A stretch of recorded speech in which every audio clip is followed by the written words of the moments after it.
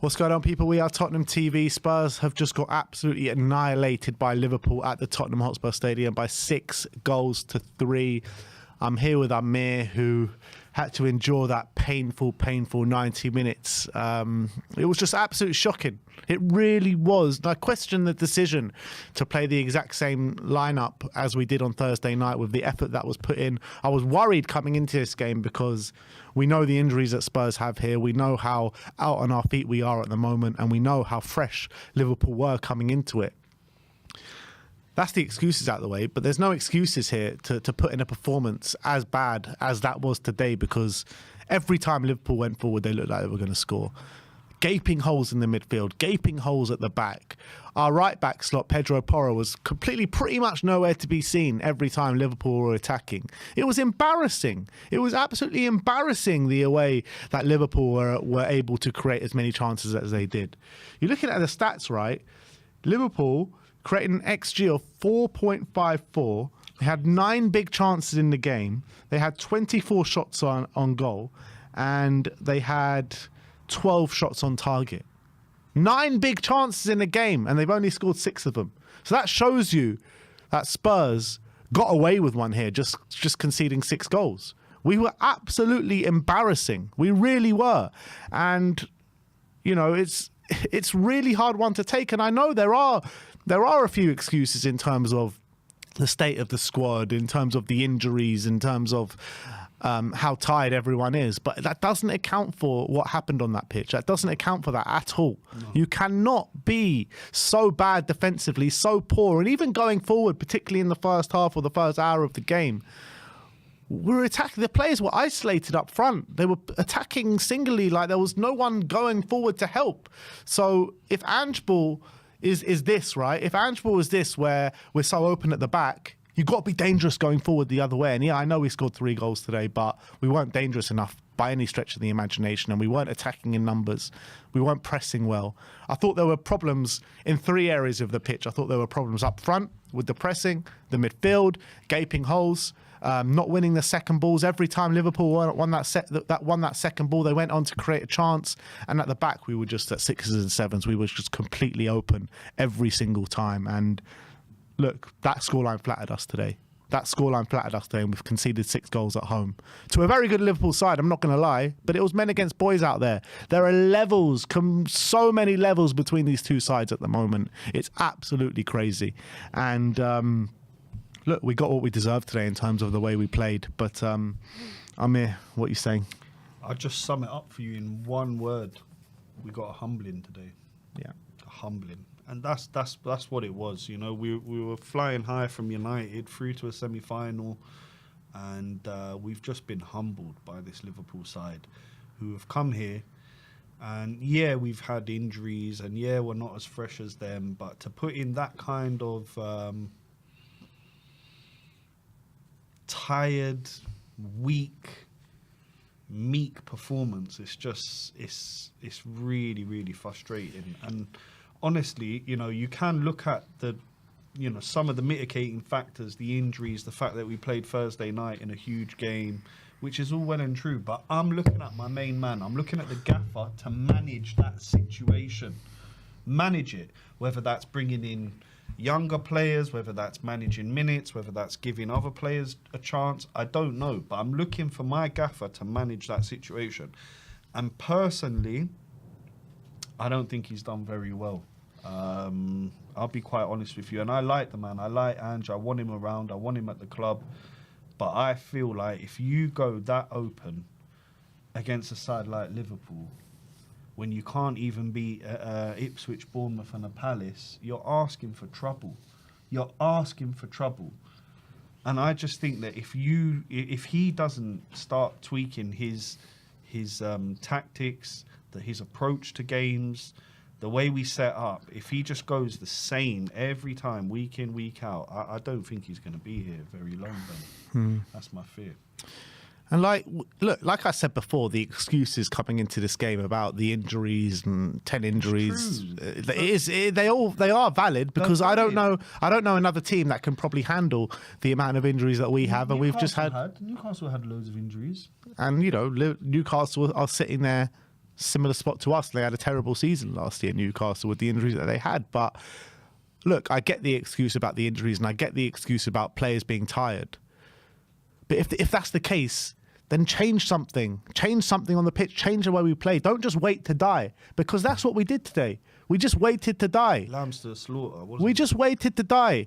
And you saw how leggy the players were for pretty much minute one. You're coming up against a fresh, rampant Liverpool side who are the best team in the league and probably been the best team in the Champions League this season. So you're playing a very, very good footballing side. So if you are playing that good of a footballing side, then you've got to err on the side of a bit of a side of caution, man. You can't just keep playing the way that we've been playing all season and expect a good result to come, because it's not going to come. No. That's the reality. No.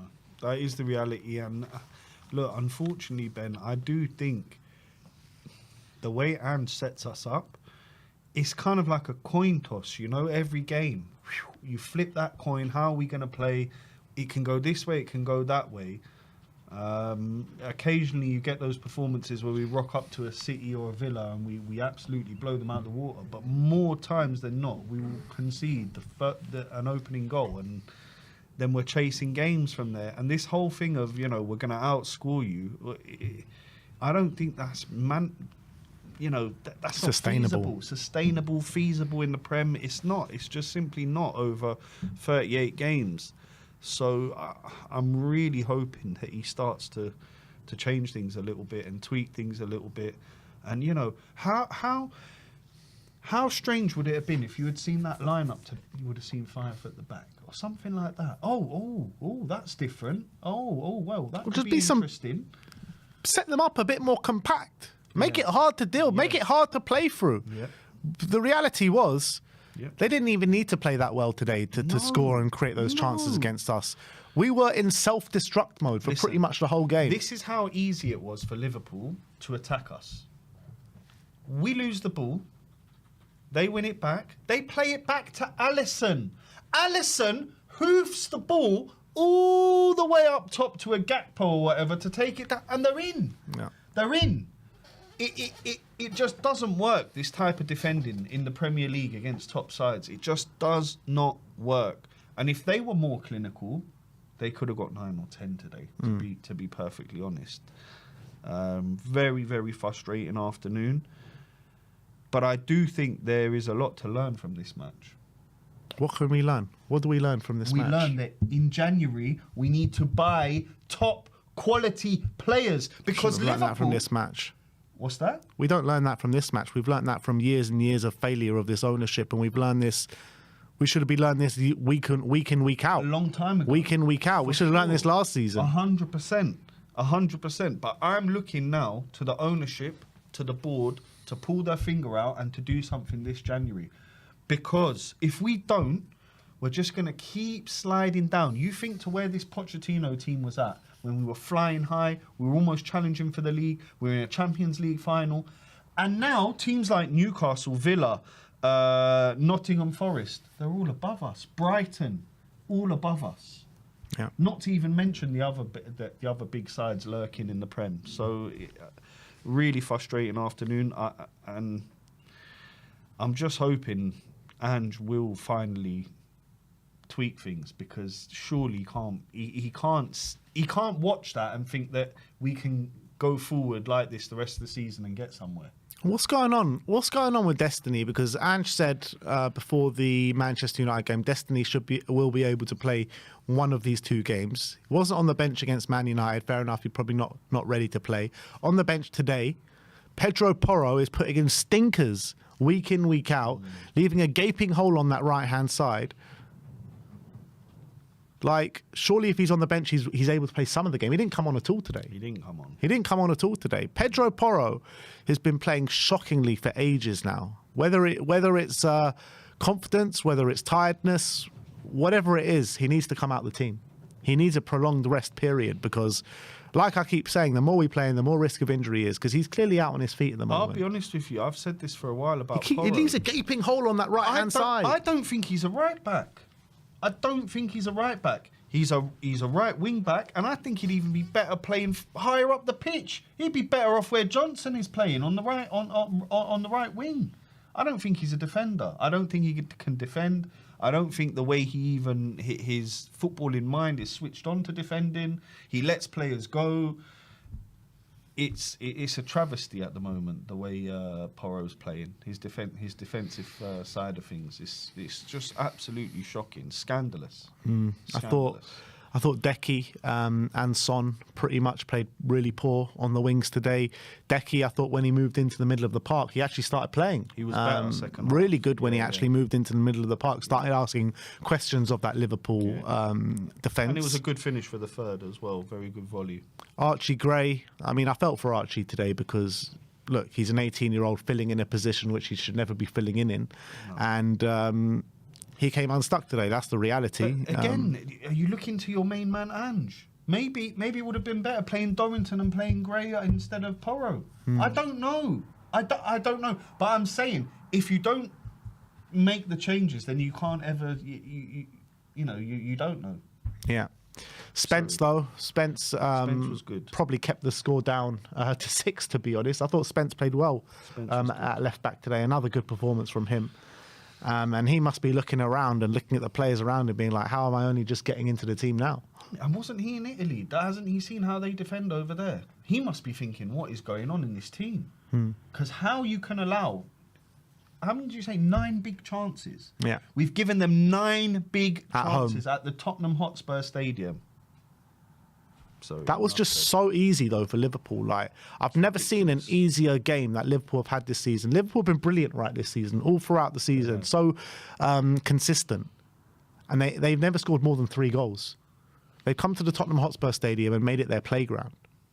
Boys against men. It was boys against men. It was boys against men. It was. Like, it was embarrassing. From minute one, right away, all the way to the end of the game, that was completely embarrassing today and nowhere near good enough. We were not at the races. No. We were not at the races, and we've got this team in the semi-final of the Carabao Cup. For all the people that have ambitions to win a cup this season, if that's anything to go by, We haven't got a chance.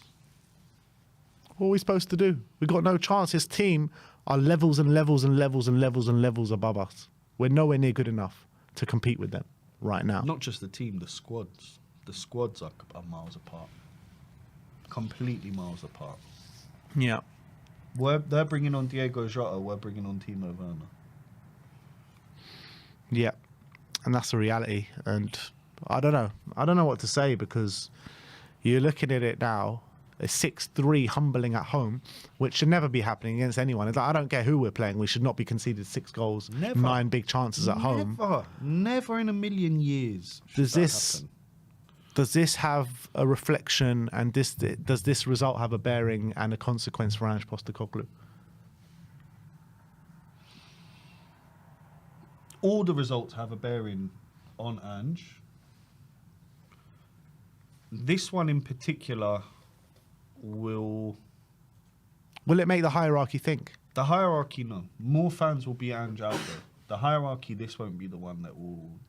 Because you look at it... break the camel's back. I look back at when AVB got sacked, and, we were not having too dissimilar results than we're having now on a consistent basis. And it was that game, Liverpool at home, when we lost 4-0, it was the straw that broke the camel's back, is when you get a humbling... Because we haven't been battered this season. Whatever you want to say about Spurs, when we lose, we usually lose by 1 goal. This is an absolute humbling and an absolute batter, and we've got our arses handed to us today. Oh, yeah. So does this make the hierarchy think? I don't think so. Not quite yet, Ben. I think if we got dumped out of Europe and we're out of the Carabao Cup and we've got a tough draw in the FA Cup going forward, then I can see him getting the boot. But I think they'll give him the cup competitions for now to see if he can see if these, mad tactics of gun-ho football can win us a trophy. I highly doubt it at this point, but let's see. I don't know. I really don't know where we go from here, Ben, because it's not looking good for Tottenham, and it's really not looking good for Ange Postecoglou, I would say, at the moment. And it's not just this one now. You got Liverpool just absolutely battered us just now. Could have been a lot more. We go Nottingham Forest away from home next. And then Wolves, who just beat Leicester 3-0 away. Nottingham Forest are 4th in the league now. They're 4th in the league on 31 points. Only 2 points behind Arsenal in 3rd, with Nuno Espirito Santo. They are a very, very difficult team to play. And if we go up there with that same attitude that we showed on the pitch we're today, getting beaten easily. we're going to get battered up there. Battered. So when does it end?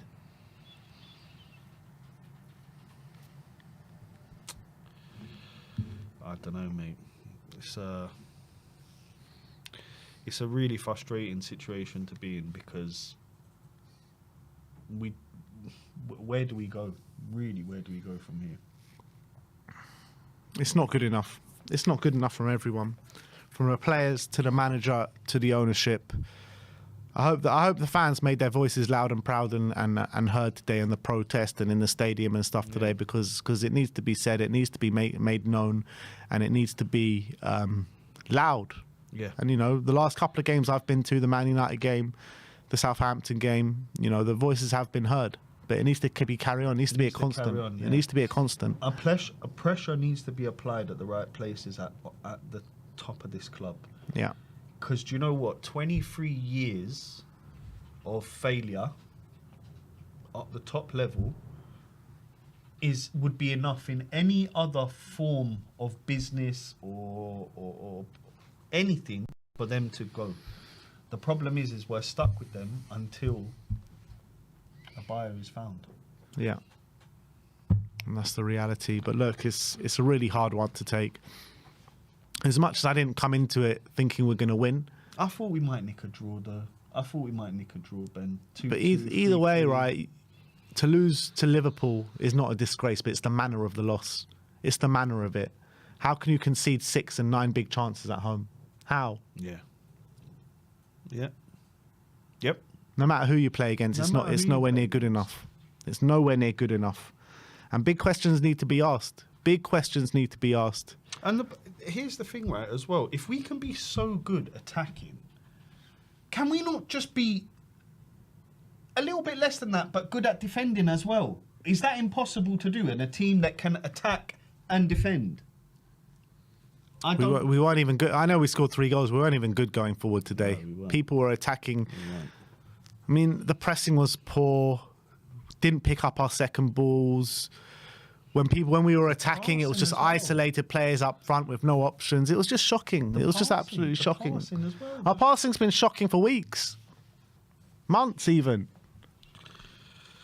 Bissouma was nowhere to be seen in the middle of the park. Porra was nowhere to be seen at right back. I mean, it was just all over the show today. It was all over the show. And look, we had some good wins against Southampton and Manchester United, but the past year of results have been clearly not good enough.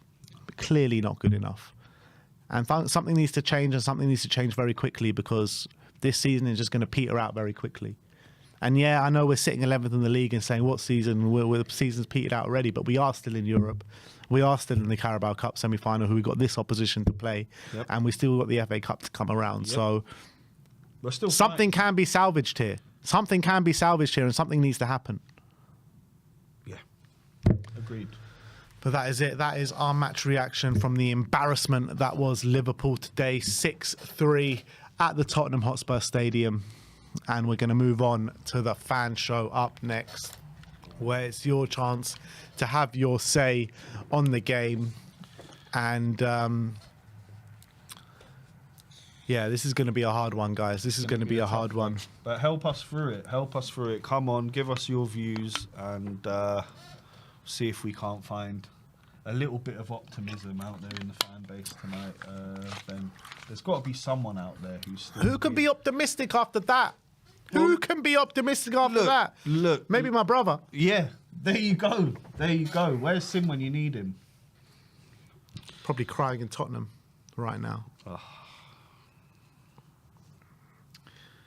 We're sitting 11th in the league, bro. We're sitting 11th in the league. 3 points above West Ham in 14th. I get that. But we're still in all 3 competitions, like you said. We still have a semi-final against Liverpool. There still is revenge to be had against this lot if we can somehow claw our way out of that tie and into a final. and then it's just 90 minutes of football, Ben. 90 minutes of football against either Arsenal or Newcastle. And if you get over that and you bring home a trophy to Who's the team you N17, said before that, though? Is the team we just lost 6-3 to and just conceded 9 big chances to? I know. But again, you're looking at managers, right? Pep Guardiola in the Champions League final got outdone by Tuchel. Why? Because Tuchel outdid him. Formation, tactically, that's what won them that game. Can Ange adapt his tactics? Can he tweak No, he things? can't. He can't. So if he can't, then there's no point in him being here. If he can't. If he can, it's a different question. If he can't, then we really are going nowhere. All right, let's move on. Now, let's get into the fan show, guys. Come on. Who's our first guest? Wes. Our first guest is Wes the King. How you doing, Wes? You know, I'm more in the middle. I'm more in the middle. I'm not overreacting on this because I think I understand. It's going to be. I'm probably going to be the more y'all going to be very surprised. I'm more understanding of what Andrew's trying to do. And another thing is we don't have no other way to go, so we kind of have to go with his way of style of play or how he wants to play football. And right now, we're going to suffer. This is not going to be like I don't think fans understand where we're at as a football club. We're not at Liverpool's level, clearly. So we were going to lose regardless. It don't matter if he did play defensively. Don't matter if he put in the right players that people wanted. After the fact, as we see from the results, it does not matter. We were going to get clapped regardless because they are just levels above us. You saw that with the substitutions and just the caliber of players they had coming off their bench compared to ours. And right now we have teenagers playing with us, even though they are playing above themselves, regardless of the situation. But yes, we should never give up 6 goals at home. That is horrible. We haven't did that, I think, in over 27 years. It's the first time we had 6 goals get scored on us at home. So that is disappointing, but that's sadly the situation we're in because of injuries. And a lot of people want to say, oh, we can't use that as an excuse. Yes, the hell we can. This is the Postacoglu said this is the worst he's seen when it comes to injuries in his career. And he's been a manager for a long time to have this kind of stuff happen. So this is not natural what's going on with the football club. And I'm sure he wished if he had the right players and to fit this style of play he's trying to play, we would have probably gave them more of a match. The fact that we scored even 3 goals against them, I'm surprised about. To be honest with you, because I thought we were just going to capitulate and just completely, give up. But luckily, we did show some type of fight and kept playing. And the thing I like and I see as the positive is our players kept playing the style of play that he wants them to play, and we did get 3 goals out of that. Even though defensively it was hard, we played bad. But I do want, I know y'all going to probably ask me some questions, but I do want to emphasize that we had the reason I saw several times throughout how Liverpool kept on going to break like that. Dragusin, he does a good job in the air, but sometimes he makes dash moves to go forward a little bit too much, and that leaves either Gray or Spence or maybe Gray and Poro to be alone in that back line, and that hurts a whole lot because every time he went up to, I guess, do some type of Romero type of pressure, it never worked, and then boom, they were on the break, and it'd be like 5-on-2 pretty much. In some of those situations. Also, Poro played horrible. His positioning is bad. It is bad at for right back, and I know that's the reason. Ange just a week ago had a talk with him about this kind of stuff. So he's playing poorly. I really don't like his style of the kind of right back or fullbacks we need. He does not fit. He's to me more of a wing back, like y'all was saying, and he's also to me more of a right winger. He's really a winger trying to act like he's a right back. He's not a right back. The kind of caliber right back does Ange needs in this kind of system. We need very strong, can dribble and fast. Those are the qualities. And Spence has been showing that. Spence really should be the in and out starter once we start getting this team back together to me because Poro, I think his mind is on, he could possibly go to Real Madrid. He needs to, fine, that's cool with me. we get at least 50, 60 million from him. That's cool. We use that, and I say we buy another right back, or we get other players that we can add to on the team. But I know y'all guys going to ask me some more questions, so y'all can go, But that's I my want to. initial.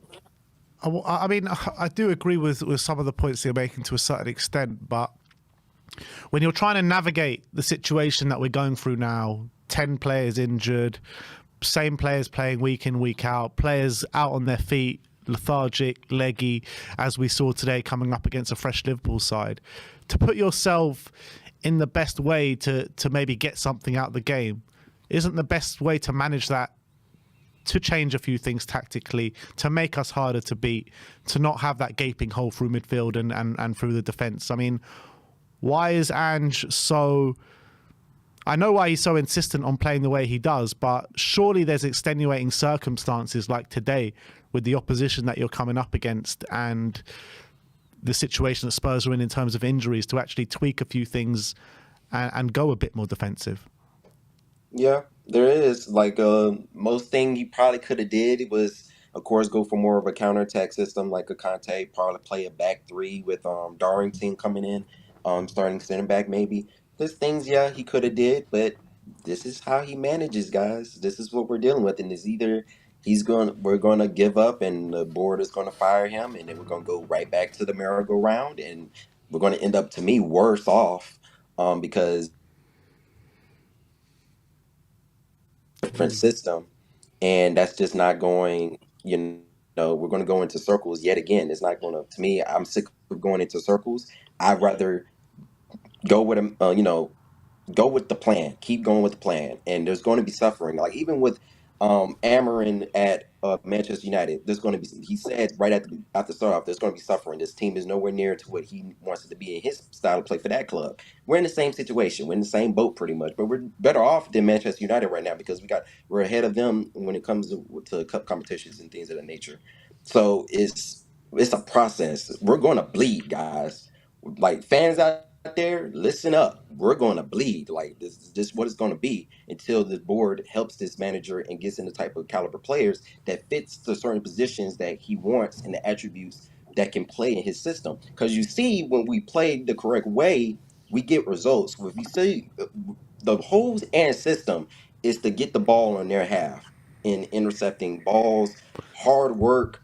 You're going to sweat and you're going to play hard or we're not going to get anything out of the game. That's how his play style is. It's all about hard work, anticipation, intercepting the ball on their half, and then going on the break while we have a whole bunch of numbers on the attack. That's how the system works. You saw when we did that, we started to get that. The whole point for our center backs and our fullbacks to do is to intercept balls in the half line as much as possible. And sometimes we're going to lose and they're going to go on the break on us. That's just going to happen with us playing the high line. But we need players that are more apt to do that or have that kind of quality to go after intercepting balls and everything like that and getting back possession on their end because that's how that system works. It's not really set to be creative where we're doing tiki-taka and stuff like that. We do that sometimes, but that's really what he wants is more pressure, intercept balls, and boom, go on the attack is pretty much how he sets up. And I don't think we got even when we do have our full squad, we don't necessarily have all the type of play.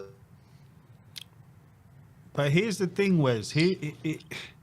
I don't think that playing that way is sustainable over a whole league. A whole long league, 38 games. I don't think we can go and do that every week and expect to pick up points week in, week out. I'm looking at Ange and I'm thinking, mate, you need to tweak things. Today was the perfect example where that Liverpool are going to heap piles and piles of pressure on us. Maybe we need a bit more in that defence. Maybe we do need to shore things up with three at the back. Maybe you could have even dropped Bissouma into the defence and put a bit more stability in there and pack out the midfield. I don't know what the solution is. But my problem is with Ange is the fact that he just goes into every single game telegraphing what we're going to do. Just telling you what we're going to do. This is how we're going to play. This is how it's going to be. And let's go at it. And if you see, he's been outdone by kind of your mid-range managers. He's been outdone by McKenna at Ipswich. And I'm thinking, even me, I'm with you, Wes. I don't want another ride on the merry-go-round of the managers. I don't want that. But I want to see some type of adaptation from Ange and some form of tweaking things, because I just don't think it's sustainable. Do you think that we can carry on playing this way week in, week out and win trophies with Ange? Is it possible? In the leagues, he did that with Celtic. He did that with several other clubs.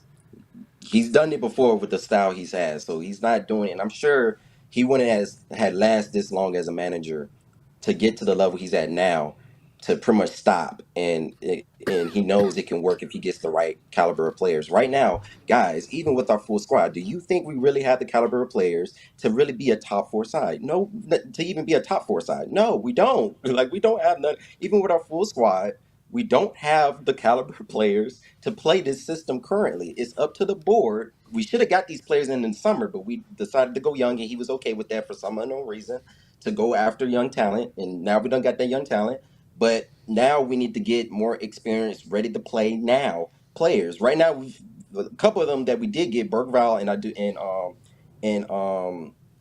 and Archie Gray. Those are two great players I think I'm completely actually okay with signing, because we see that they can get to that level and they can step up when they're being called on. So I'm fine with that. But really, the board should have probably did more on top of just getting them. We should have got more of the caliber players that he's looking for to fit his attributes. We need guys that are fast, can dribble, that are really, I think for center mid, we got a lot of weak center mids that are not strong and cannot hold up the ball at all. We got a lot of, like, they just get pushed off the ball very, very too easy to me. And I point out Basuma and sometimes Sarr for that. But Sarr, he has the height and length of the kind of style of play that Ange wants in a 8.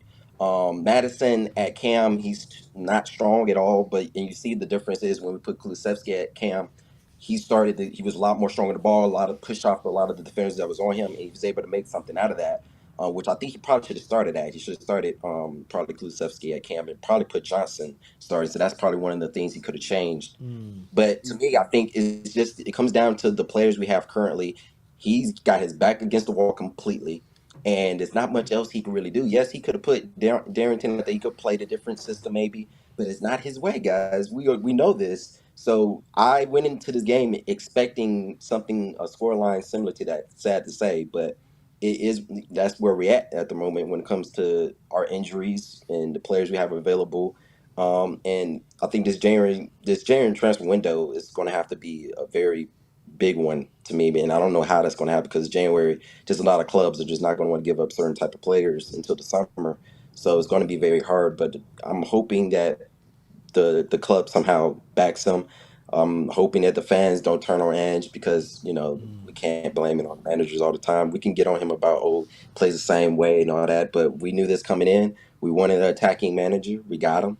We're gonna have to fight with him and back him and back the team.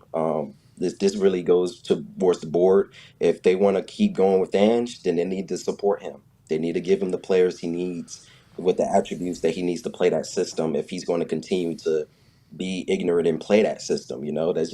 That's just how I see it. I don't see the point in criticizing him like so harshly, knowing that we're playing 18, 19-year-olds, knowing we don't really have a bench for him to even go to, because he's got youth academy guys on the bench.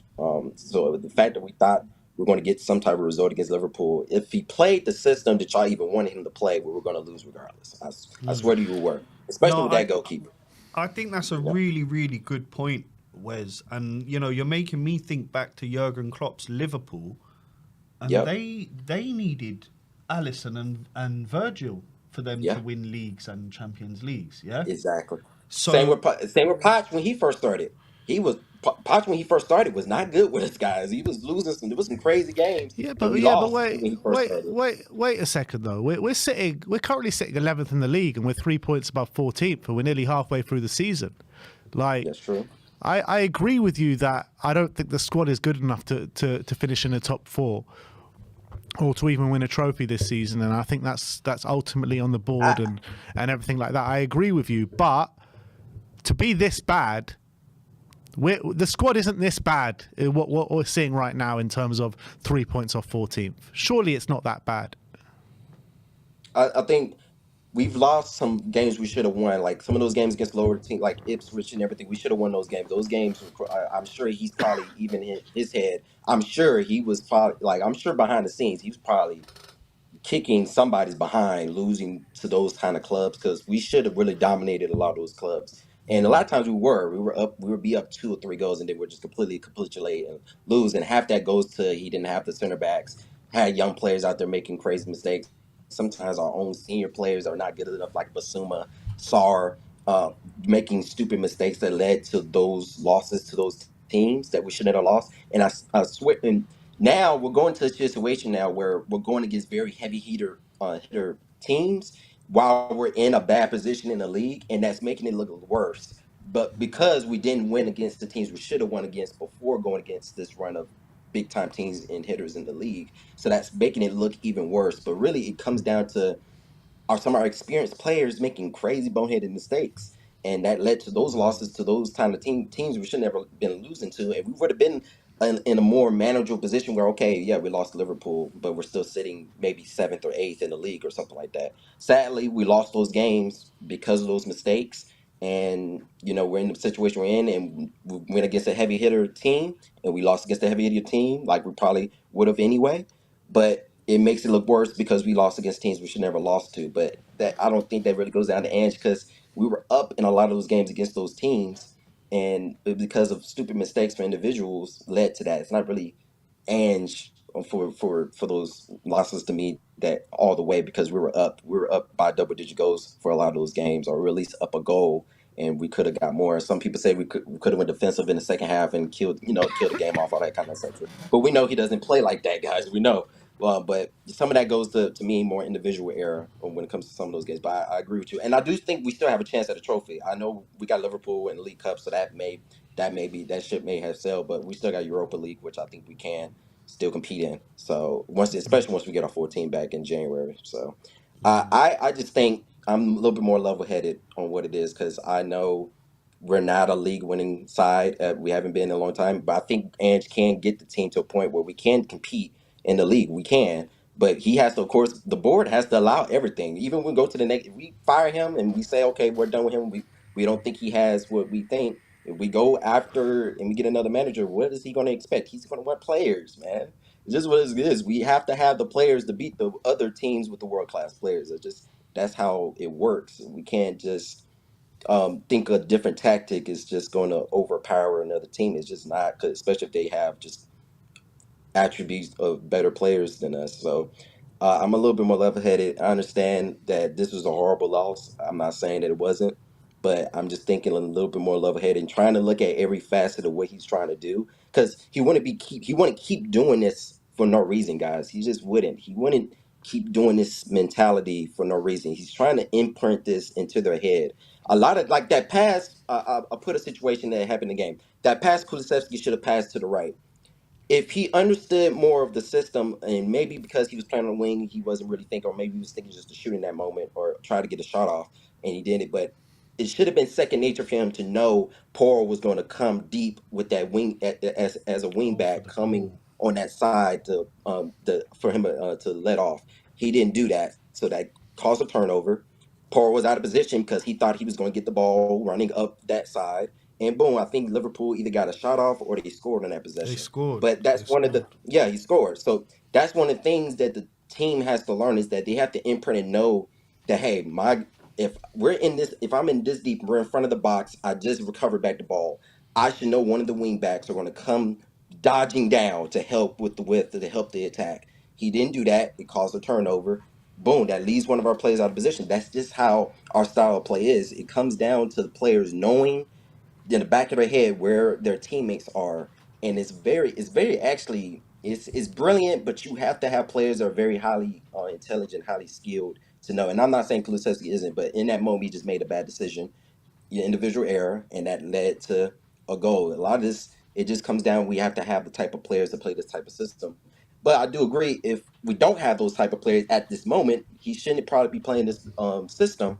But to imprint this into the team, because he can't just get rid of the whole team, he has to keep them playing this over and over to get them like this. So when we do bring in more players, they can teach them, and then boom, you start bringing a style of play, and then boom, maybe then we'll start getting the run of games where we can actually start doing something. That's just how I'm trying to look at everything he's trying to do, and I'm seeing what we're supposed to be doing in the system, and a lot of players they don't do it. I have Sometimes a it's, question yeah. for you, Wes. What's up? How many players do we need to bring in to Tottenham Hotspur to have this squad competing with Ange? That's a great question.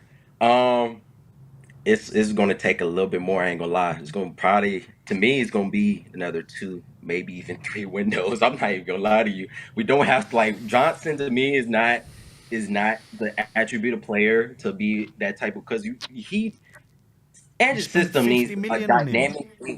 dynamic wingers who can really dribble fast, strong, who can hold up the ball, because it's just so important to keep possession once we get on that half of the of, of the opposition's field. And I don't think we don't have the wingers to do that. We need some real like I think Inaki Williams would be perfect for that system I love that Andrews Williams. played, because he's just so strong. He's strong and he's good with the ball. Even his brother who plays on the right side for Athletic, like those. Oh my god, like those. We need those kind of type of wingers. The wingers we have now are just not. Even Son, I have to sadly say, Son doesn't have the burst of pace like somebody like Wenger does. If he had Wenger's pace from when Son was back in like 2017, 2016, like Son 2017, I think Son would be doing great right now, and he would definitely work in the system. Right now, he's lost a lot of that pace because now he's going into his 30s, and he just doesn't push forward, and he doesn't go at the defenders like you're supposed to in this Ange kind of system. The whole point of Ange's system is kind of abruptly scare the opposition's back line when we get the ball on their half. And we're supposed to have dynamic dribblers who can really like scare and put them off balance, and boom, that can open up a lot of chances. And right now we don't have those kind of dynamic wingers to me. And Son is an incredible player. I'm not saying we should get rid of Son and sell him and all that. I think we probably should keep him for hopefully the rest of his career, unless he decides to do something else. But I just think we're going to need a little bit more quality. I think we got the right striker with Solanke, because Solanke is so great. His close dribbling is way better than Richarlison and maybe even Kane when it comes to ball control, especially in tight areas. He's very good at that, and actually he's pretty speedy with the ball as well. I like Solanke a lot. That was a great buy to me. Probably the player we should have got that we should have spent on Richarlison's money, and we should never probably got a player like Richarlison, even though Richarlison's like a strong player who could do some shithousery and that kind of stuff. But yeah, we need dynamic type of players. The center mids, we need a tall center mid, almost like a Sar, but a little bit stronger, who can also So what you're saying is hold the we need a ball. whole new team, basically. Yeah, we about need, like, I think we need about two center mids, about another right wing, another left wing of dynamic quality. If we can get at least one of them, that'd be great. If we get at least one of the center mid, that'd be great. And I say, of course, we need about four center backs. Right now, we only really have three center backs that are who actually play that position, for real, for real. And we need one great center back.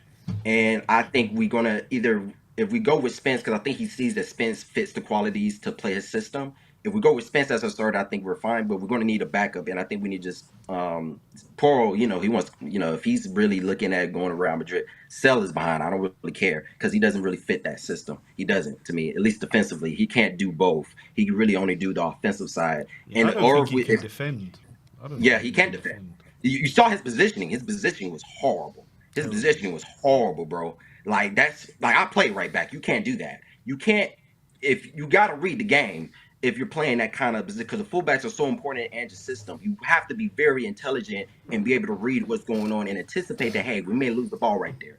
But it's up to your teammates to make sure they hold up the ball, to make sure that you're not out of position, because you're trying to help them with the width.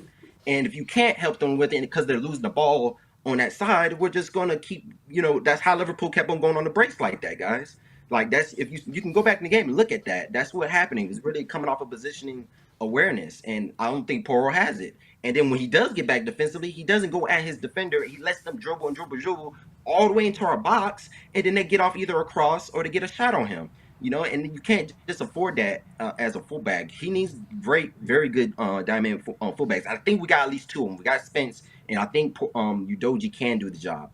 He can. Once Dog, he's he can back. do I it. think I really do think he can. He fits exactly what the mode of a fullback that we need. We just need. We can sell Poro, and I'm sure and he's still seen as a very high commodity player right now.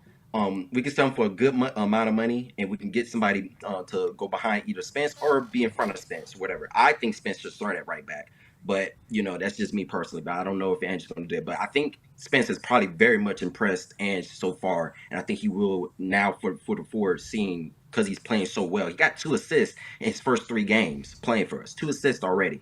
So he already understands the system, what he's supposed to do, even on the left back, which is not his natural position.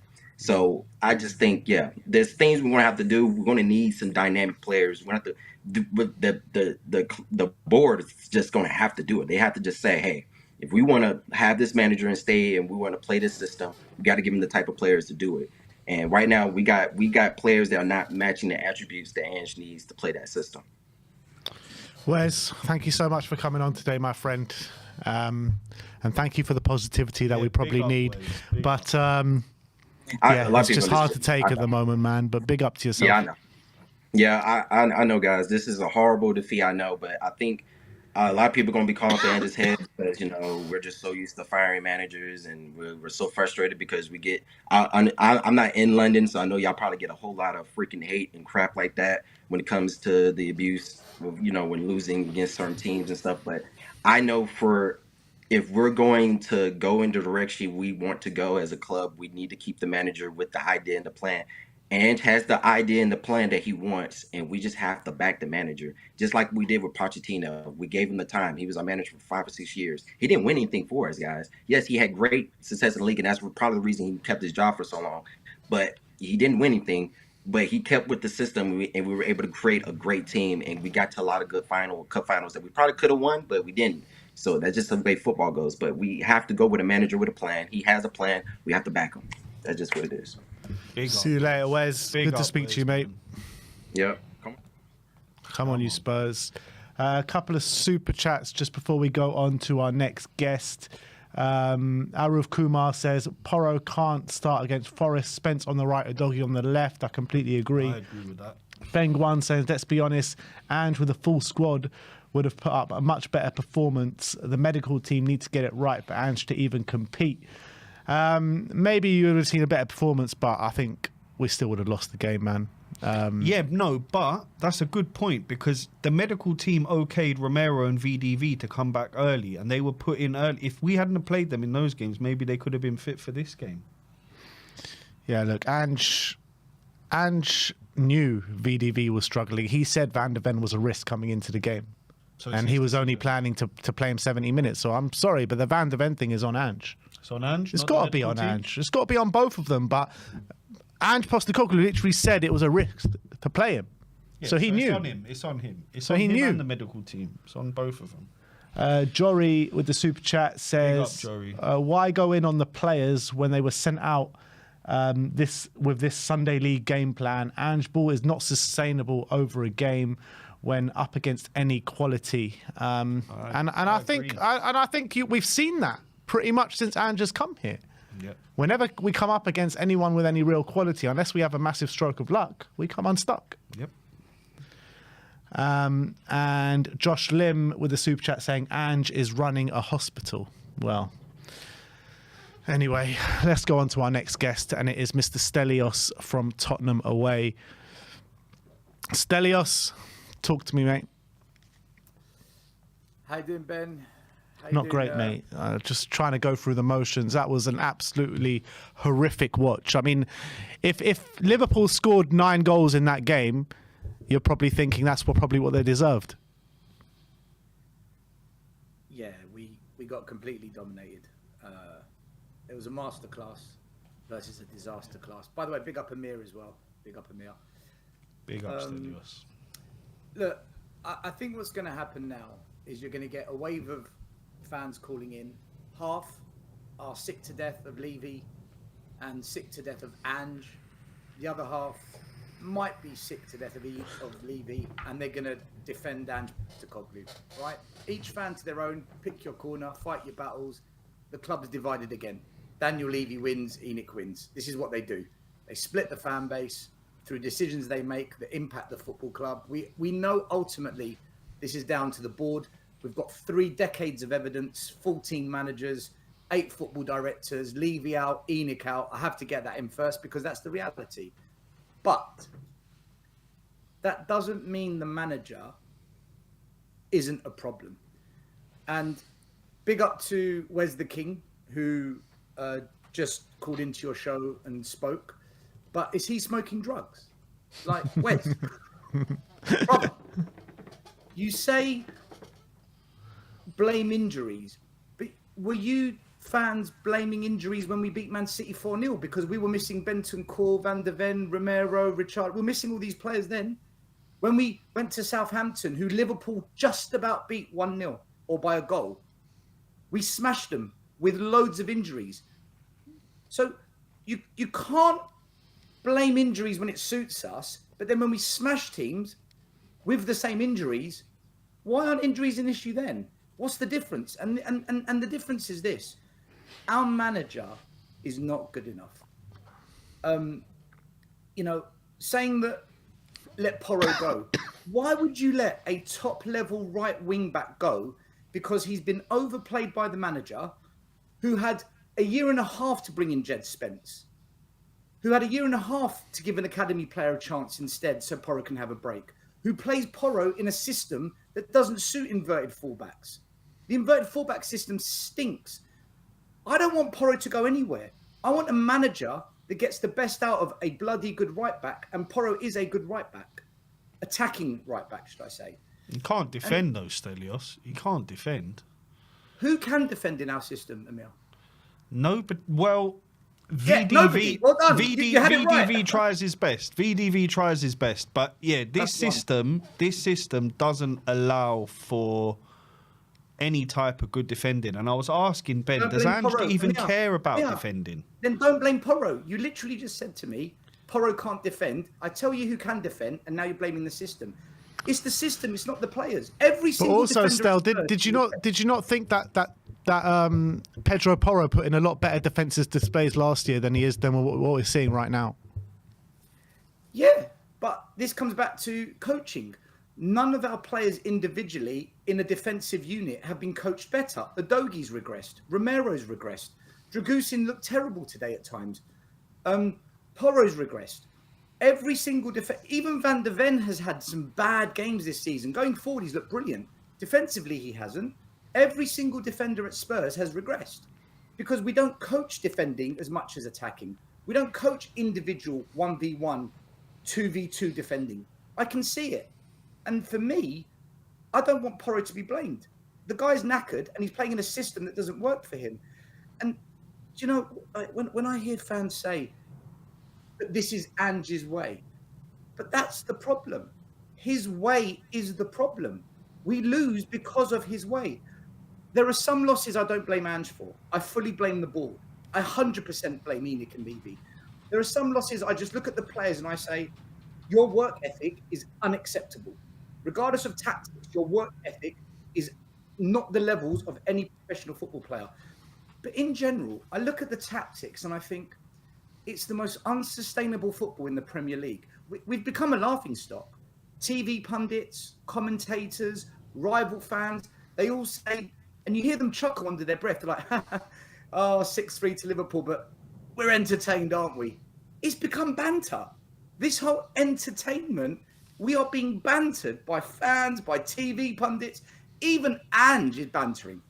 After we beat Man United in the Cup, he goes and does the post-match interview and goes, yeah, I bet you were entertained. Man, it cannot be like this. And for me, I don't want Ange here. And I've said it before on this show, and I say it on multiple shows. You know, I look at the first goal, Spence and Son. Spence starts running out to Trent Alexander-Arnold. Mid-run, he stops, looks at Son starting to run, and then what does Spence do? He tracks back and lets Son run over to Trent. Spence, keep running. You're already ahead of Son. Go and engage. Let Son tuck in. So there's confusion there. And that's a lack of coaching and a lack of Spence being given minutes. And because of that, the ball comes in and they score. How many times have I seen poor defensive decisions, poor defending moments that leads to goals? Sarr, Bissouma, Maddison, awful. Zero control of the game. The only shining light in the midfield today was Maddison, who scored the goal. And who's the first midfielder to get hooked? Maddison. Why does he keep doing that? Kulusevski, I expect more from you. Yes, you scored a goal. Well done, Kulu. But the game was over by then. If you're this amazing player that we praise you to be, these are the games you need to stand up. These are the games you need to make a name for yourself. And he keeps going missing in these games, just like Newcastle, just like Arsenal, just like Chelsea. And then, you know, that second goal, Szoboszlai receives the ball, edge of our box. There's 3 midfielders around him. None of them are shutting down. No one's marking him. He's got the freedom of the park. It's because of the way we are tactically set up. The third goal was Ange ball at its finest. I don't know if their wing-back was clearing the ball or he actually thought, let me turn and send it long. One long ball over the top, the entire team gets wiped out. Dragusin, I've said many a times, he can't play in a high line. I saw it in the Euros when he was playing for Romania. He got rinsed against Belgium in a high line. What does Ange do? Let's put him in a high line. It goes wrong. Salah gets the ball. And then he's got a choice of, shall I pass left? Shall I pass right? Shall I pass down the middle? 3 different options for an assist. Of course they score. So I'm watching this and I'm thinking, do Liverpool have better players than Spurs? Yeah. Have our players improved under Ange in terms of being coached better? No. Can Ange do something just to alleviate the pressure off of us and manage through these difficult times? Yeah, but he doesn't do it. Why are we so high up? Diaz, Jota, Gakpo, Salah, and we're playing high up. One ball over the top. Every game, down the flanks, acres of space because the fullbacks are too high up. It's absolutely kamikaze. You know, we've scored 13 goals. Sorry, we've let in 13 goals at home in the last 3 games and scored 10. There's been 28 goals in our last 4 games between us and the opposition. It is ridiculous. There is no control. There's no defensive nous. Attacking, I'm not too worried, actually. I think we've always got goals in us. But unfortunately, there's more to football than attacking. There's transition. There's defending. There's managing a game. And Ange only knows one way. And when I hear fans say, but this is who he is, that's the problem. Who he is the problem. He refuses to change it given the circumstances. If it's going wrong, Ange, you've got to change it. You've got to adjust. If you've got injuries and you think it's affecting you, then set your team up to play to the best of their capabilities in a system that works for them. And then once you get Benton called back, once you get Van der Ven, maybe then we can revert back to Ange ball. But if you haven't got these players and you're going to play Ange ball, and we're going to sit here and say, oh, but he can't play Ange ball and he can't play Ange ball, and well, then don't play the game. Just wave the white flag and give the 3 points away. I don't understand how we're halfway through a season, 8 losses, 50% of our games lost, 11. The team we beat 3-0 at Old Trafford, 1 point below us. The team that we smashed at home, West Ham, what are they, 2 points 3. below us? 3, I think. 3? And these are teams that we've been laughing at. Fulham, Brighton, Nottingham Forest, Bournemouth. Are we saying they've got better squads than Spurs? Are we saying they are more ready for a Premier League campaign than Spurs? We've spent £350 million on 14 players. And do you know how many are injured? 3. Vicario, Van der Ven, and Odebert. The other 11, which is a starting 11, that's how many in a starting 11, 11 players. 11 of the 14 are not injured. Solanke, Gray, Bergvall, Maddison, Johnson, Dragusin, Veliz, who he chose to loan out. Phillips, who he chose to loan out and put Gray as the centre-back. Werner, Solomon, who he brought in, got injured, got rid of. Right? Most of his signings are not injured. So are we saying without Vicario, Van der Ven and Odebert, his signings shut the club down? That's it. Out of the 14 signings, because 3 are injured, we cannot play. We can't win games. I'm sick of it, guys. and I'm sick of the excuses, and I'm sick of fans saying to me, "This is progress." I want Levy out. I hate this chairman. I despise what ENIC have done to Tottenham Hotspur. 3 decades of this. I cannot hate these people with a passion any more than what I share with you guys. But that doesn't mean Ange isn't culpable as well. That doesn't mean another manager can't do better with this. So would you cut the cord now, Stelios? Would you cut the cord now? Would you cut the cord now with Ange right now? Yes. Yes, I don't want him at Spurs. I like him as a human being, right? When he speaks, I think you're humble. There's a good heart in you. You take pride in who you are, and you've got a real love for the game. And a lot of managers seem to respect you as a person. You never hear anyone slagging off or saying bad things about Ange in the community of managers. As a person, I really like him, but as a manager, I can't watch this. I think it's absolutely diabolical. But because we score lots of goals, and because once in a while we smash a team, Ange in, give him time. It's a project. All these excuses and all these, be patient. He spent more money than anyone in the top 10 other than Chelsea. He signed 14 players. And we have gone backwards, guys. We have regressed. Stel, where do you think the board are at with it at the moment? Obviously, the noise of ENIC and Levy out really growing and gathering momentum at the moment. We know that whenever that happens, the manager is the first one to really feel the heat of that and feel the, he ultimately gets sacked. Do you feel after that result, it could be the straw that breaks the camel's back, or do you think they'll keep persisting with it? No, I think they're going to keep persisting with it, because the protest today, I think there was about 200 people, maybe 250 at most. That's not going to do anything. In the stadium, it's more than we've had in the past, isn't it? Maybe 50, 100 more, but that's not going to move the needle. Compared to the amount of noise being made on social media and the amount of YouTube channels that are talking about protesting and how people in the past who wouldn't dare say they've had enough of the owners, people that were always very careful what they say because, they've got to be cautious because of their connections with the media. Even they're saying they want change. But all of that noise, and you get 200 people at a protest. There's 62,000 people that go in that stadium. That's the reality. 99% of fans couldn't give a shit. And you're 5-1 down. Why aren't I hearing, "We want Levy out"? It was louder in the stadium when Conte was manager, the Levy out chant. Half the stadium was singing it. Today, we're 5-1 down. So I don't think Levy's going to do anything, guys. I think Ange is safe, because the fans, they give the impression that they've turned, but they haven't. I think what's happened is, like it always does, we beat Southampton and we beat Man United to go through to the semi-finals of the Cup. So those 2 games, all the so-called Levy out, ENIC out noises suddenly go down a notch. Now, we've lost today.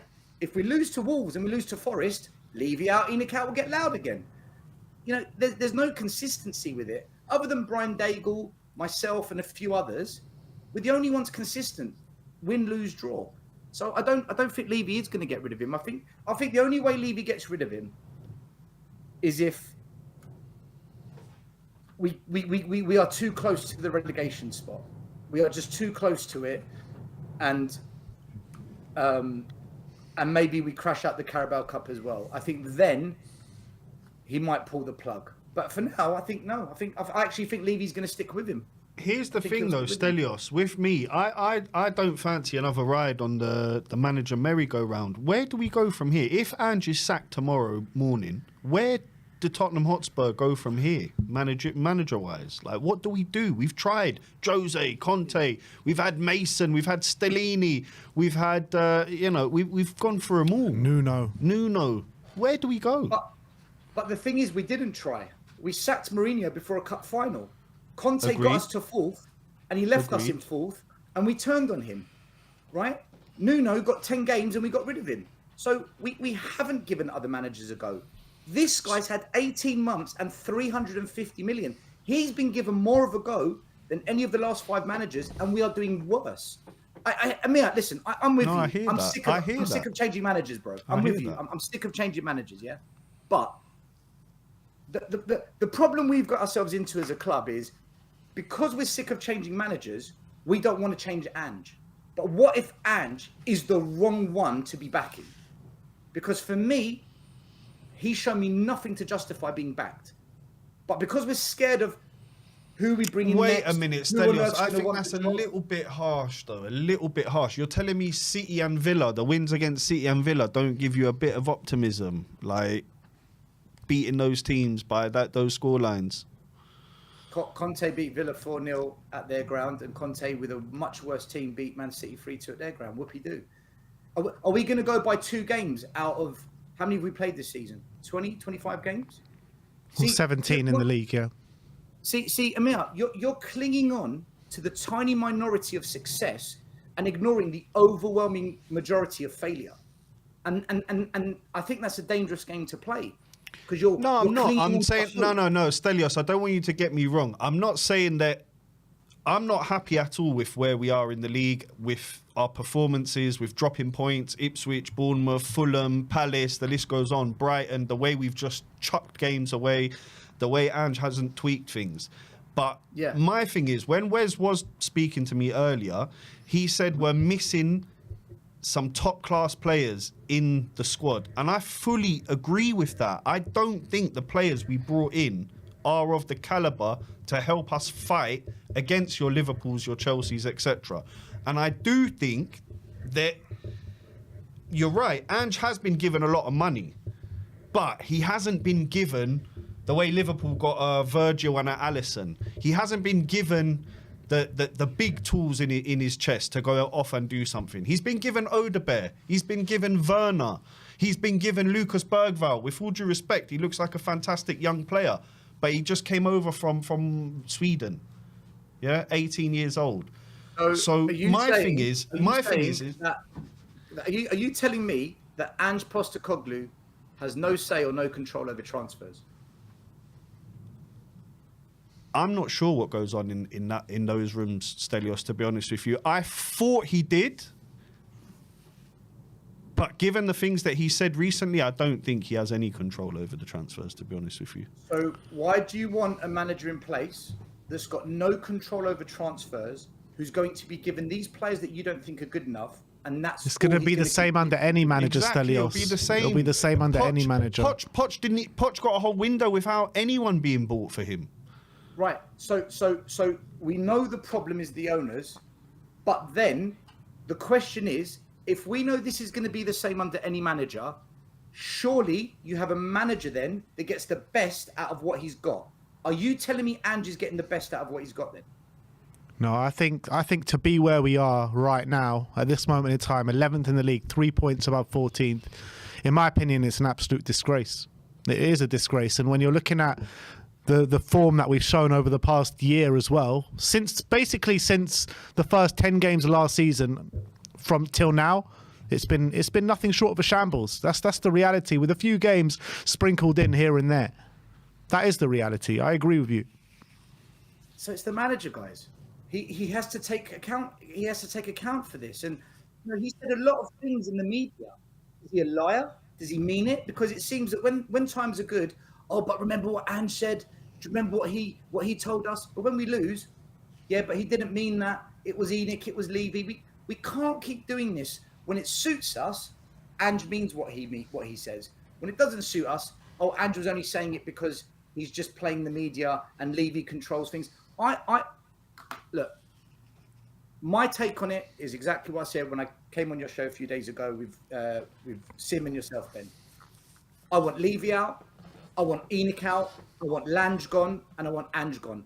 The whole combination to me is the biggest con job ever at Spurs. I don't know where we go from here unless we get new owners. All I'm looking at now is I just want a manager who I know isn't going to do anything amazing at this club because he's up against it with this ownership. But I just want a manager that shows the same understanding and consideration for defensive play as attacking play.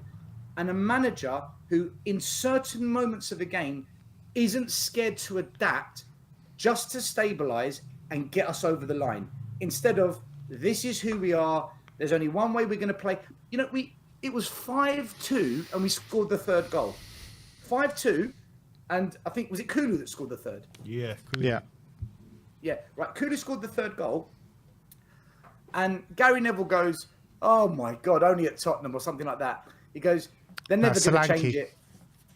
Solanke scored and they go, it will never change at Spurs. And just told us, this is how he's going to play. He'll never change. And they kind of chuckled. Well, there you go. He's never going to change.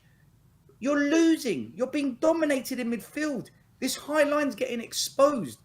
We've got players that are being forced to play in a position that they don't need to play. You've got defensive frailties, comedy. In the first minute, Foster almost gave... Do you remember the first minute where he passed straight to them and they nearly scored? He chipped it. Yeah, he tried to chip the defender.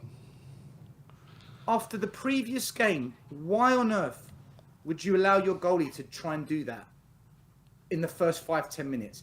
Surely as a manager you say, right, that was a bit shaky the last game. We got away with it a little bit. No risky passes out from the back for the first 10-15 minutes because you know this lot are good. Go long and wide. Or if the man's free, far out wide, send it hard on the ground so no one can intercept it. What does he do? Ange ball. And it nearly cost us. It's stuff like that. So I cannot defend what I'm seeing. I've never turned on a manager, guys. I've never, ever turned on a manager. I backed Poch. I backed Mourinho. I backed Conte. When everyone wanted Conte out, I sat here saying, don't do it. Don't do it. We're going to regret it. This is the best manager we've ever had. We must back him with the players that he wants. Don't do this. And he ended up leaving. And the reason this time I'm fed up with this manager is because when Conte gave that infamous 10-minute rant, he told every fan how it really works at Spurs. They don't like playing under pressure here.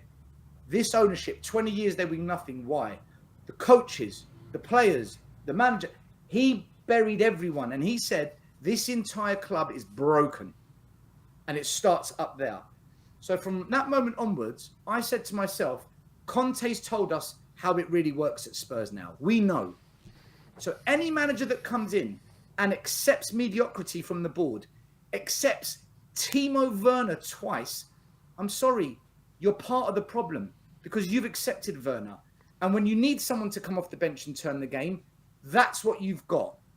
That's on you, Ange. The reality is still... You knew what you were walking into. The reality is, after hiring Jose and after hiring Conte, the only guys that they're going to bring in is people that are going to be able to work and want to work within their parameters.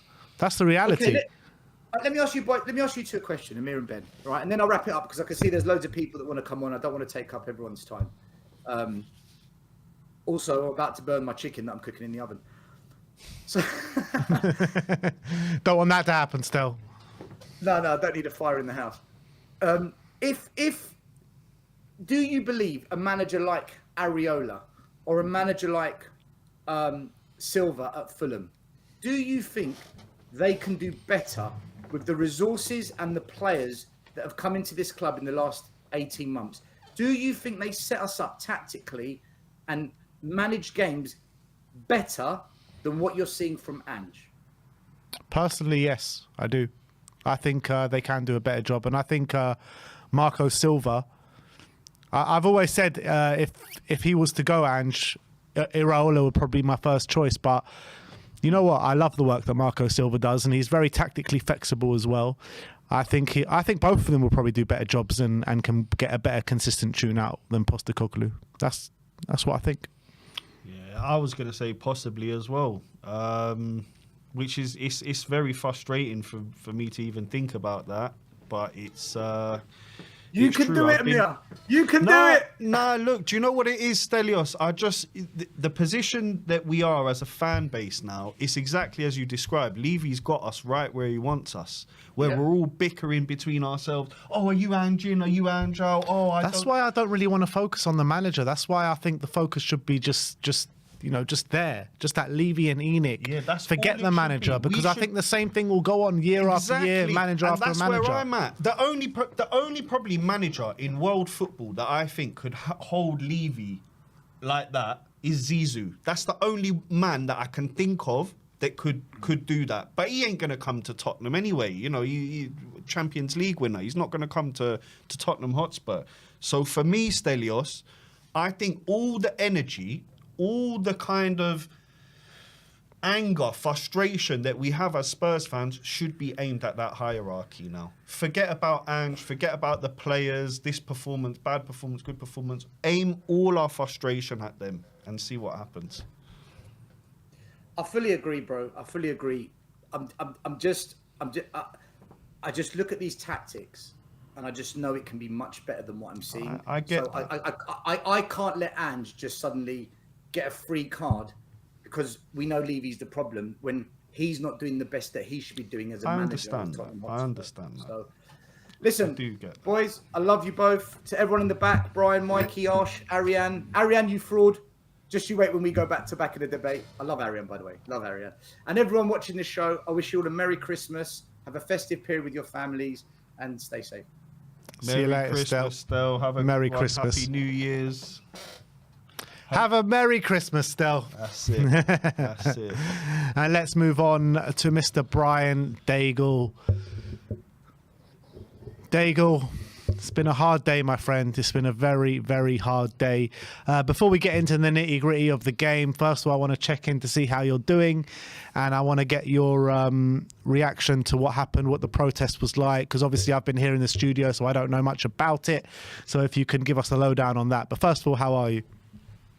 Yeah, well, first of all, thank God the Scotland Yard have turned the music down for me to appear on here. It's currently minus 23 outside, and I did not fancy waiting to come on in that weather. As much as I love you both. Cold here, like, I'm not going to say anything anymore.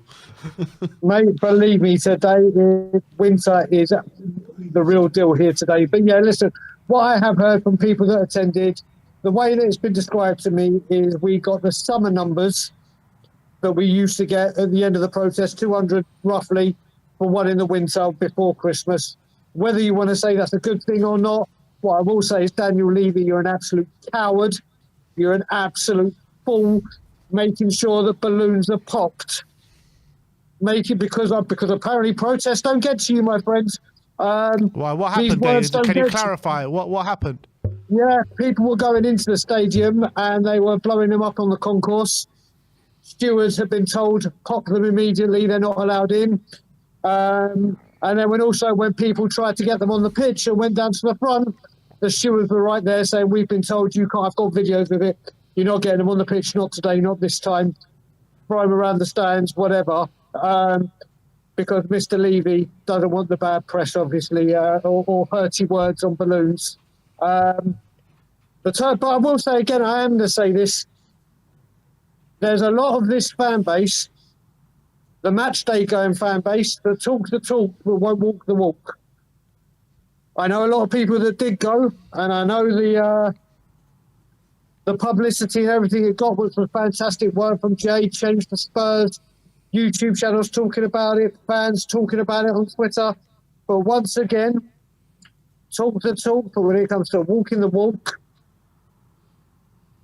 they do not. Listen, I am so deflated and with this football club. Listen, I think you should rename your channel We Are Inconvenience FC, because that's what the football has become. We are an inconvenience for this football club. Football clubs, like your Liverpools, you can see, are genuinely building a team, building like they always do, to compete for the league, to compete for titles, to bring glory to the fans, to bring glory to this club, their illustrious club, bring history. We bring bloody Squid Games and a blimp. We bring Netflix partnerships. We bring all these. Oh, don't forget Tiger Beer. Don't forget Tiger Beer, so we can engage and it will spread our reach further. Should be Cobra Beer. We should have got with for the Snake Levy is. Listen, to me, I am so deflated, and you know what? There's no. I have backed and backed and backed and backed Ange, and I will stay backing him but I'm sorry, any home manager of Tottenham Hotspur that concedes 6 goals at home, questions need to be asked. Yes, you can say injury-ravaged team, which we do have. But you keep playing that line, the midfield non-existent. You can't, even at 4-1, the damage was done, no substitutions. I know the bench wasn't, but you bring freshness. We're talking about injuries, and these players look exhausted.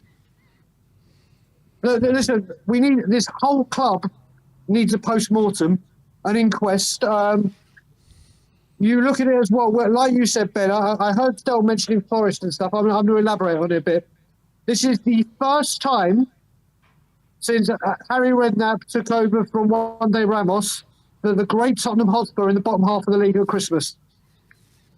Teams like Nottingham Forest. First time since when? Sorry, One Day Ramos. Since Harry Redknapp took over from One Day Ramos. Right. Got you, yeah. When we had 2 points from 8 games. Yeah. Teams like Bournemouth, Brighton and Nottingham Forest weren't even in the Premier League. Teams like Bournemouth, Brentford and Nottingham Forest didn't have game-changing stadiums. Teams like those mentioned above and others like Fulham and other clubs didn't have Champions League money coming in and out. Teams above us did not have star players like your Gareth Bales, your Harry Kanes and all these go and then your budget reduced and the quality not matched. There is no accountability at this football club. And things just go downward and downward and downward on the playing side and the footballing side, and no one bats an eyelid. We all clap like seals. Oh, yes, we're entertained. Oh, yeah, carry on. Crack on. Do you feel an like, embarrassment. Brian, I asked this to Stel, but, you cast your mind back to AVB when things weren't going right, probably on a consistent basis, probably not as bad in terms of results as they're going now. But it was that Liverpool game when we lost 4-0 at home that was the straw that broke the camel's back, wasn't it? Do you feel like it will be like, do you reckon a result like this could be that? Because you're talking about it's an embarrassment to concede 6 goals at home, but it could have been a lot more today. Listen, you look at it. You look at it right now. A manager goes. I am totally where you two are when it comes to Ange, and I've said it all along. I just literally, I will completely stay with the manager. But whoever comes in, they're doomed before the ink on their contract dries. They're doomed. They are doomed for failure. So why change it? Yeah. I mean, how do you even go through what happened on the pitch today? Because it was embarrassing from minute 1 to the end of the game at 90. We nearly gave away 2 goals in the opening 2 minutes of the game with the poor passing out the back. Pedro Porro completely nowhere to be seen at right back. Playing an 18-year-old at centre-back who's done well against a failing Manchester United side and a Southampton side. And I don't want to go into him too much because he's just a kid trying to make his name in the game, playing out of position. I mean, where do you even start from what went wrong on the pitch today? Well, one of the first things I noticed, obviously, the first goal, surely you know well enough, do not give Trent Alexander-Arnold that amount of freedom. Yeah. Too easy. You cannot do it. He has got a wand of a right foot like Beckham. If he gets the ball at his feet with that much space, you know what's going to happen. And it happened. And do you know what it was? The one that got me is the first half we started off shaky, but we started doing some bits. I thought, okay, maybe we can do something. But you just saw how simple it was for the fourth goal and for the second half. All over the top. That's it. We're through. Yeah. All over the top. All over the top. All over the top. Well, this is the thing, Daigle. It was driving me absolutely bananas the whole game. Every single time they came on an attack, the ball was just knocked over or knocked into the channels, and they were just there, threatening us every single time. And this is where I kind of understand where fans like Stelios sit, because they're seeing the absolute, kind of stubbornness of Ange not to change things ever and just to go with the same tactics again and again and again and not tweaking things at all, which is, for me, part of the reason that we got hammered so badly today is the fact that we didn't tweak things. We said, this is how we're going to play. Liverpool said, okay, no problem. You're going to play like that. We're going to smash you. and that's what they did. I just don't get it. Look, I mean, you know what it is before. Listen, let's look at this on the positive let's evaluate this. Obviously, there are a lot of injuries. There is no getting away from that. If that full team was out there, do I think the result is the same and the performance is the same? No. Do I think we can compete with them properly, toe to toe? Maybe give them a game, but you could see Liverpool, one chance, one goal, that they're ruthless, they will take it. Are we that at the moment? No. Do we have this whole season before the injuries? Could we have rotated a bit better to keep players fresh? Yes, we could have. We didn't. That's whatever way you want to look at it. But Brian, we were all saying at that stage of the season when we had everyone fit and the Europa League was coming around that he's doing a great job rotating the team. We were playing a lot of the youngsters in the League. Yeah, he was, mate. You're right. Actually, you're right, Ben. So I'll go back. You were right. I was actually pleased with what he was doing. I remember last season I was even saying to you I want Europa League to give the youngsters more of a chance. But it's gone down to the bare bones right now. And you look at Archie Gray, who I think was doing well against State. I think Archie Gray is a superb buy, and I think he is going to be a fantastic footballer for this football club. There's so much pressure on him. I think the problem that we've got again, and the midfield today, I weren't happy. Apart from Sarr, Bissouma was really poor for me today. Really, really poor. And Maddison, apart from the goal, did nothing. Yeah, anonymous. Exactly. And then what we're doing is because of that, because we're trying to get that midfield with that creativity or whatever. We put Kulu out. Thank God for Kulusevski. Thank God for that man. Because we're putting him in a position where I saw him going from right, start on the right, saw him at the left, where we know it. Surely he's been our best player all season. I think everyone could agree on that. You play him in his strongest position. But because of this injury issues and everything, we've needed to change. And unfortunately, the strength in depth, again, isn't good enough.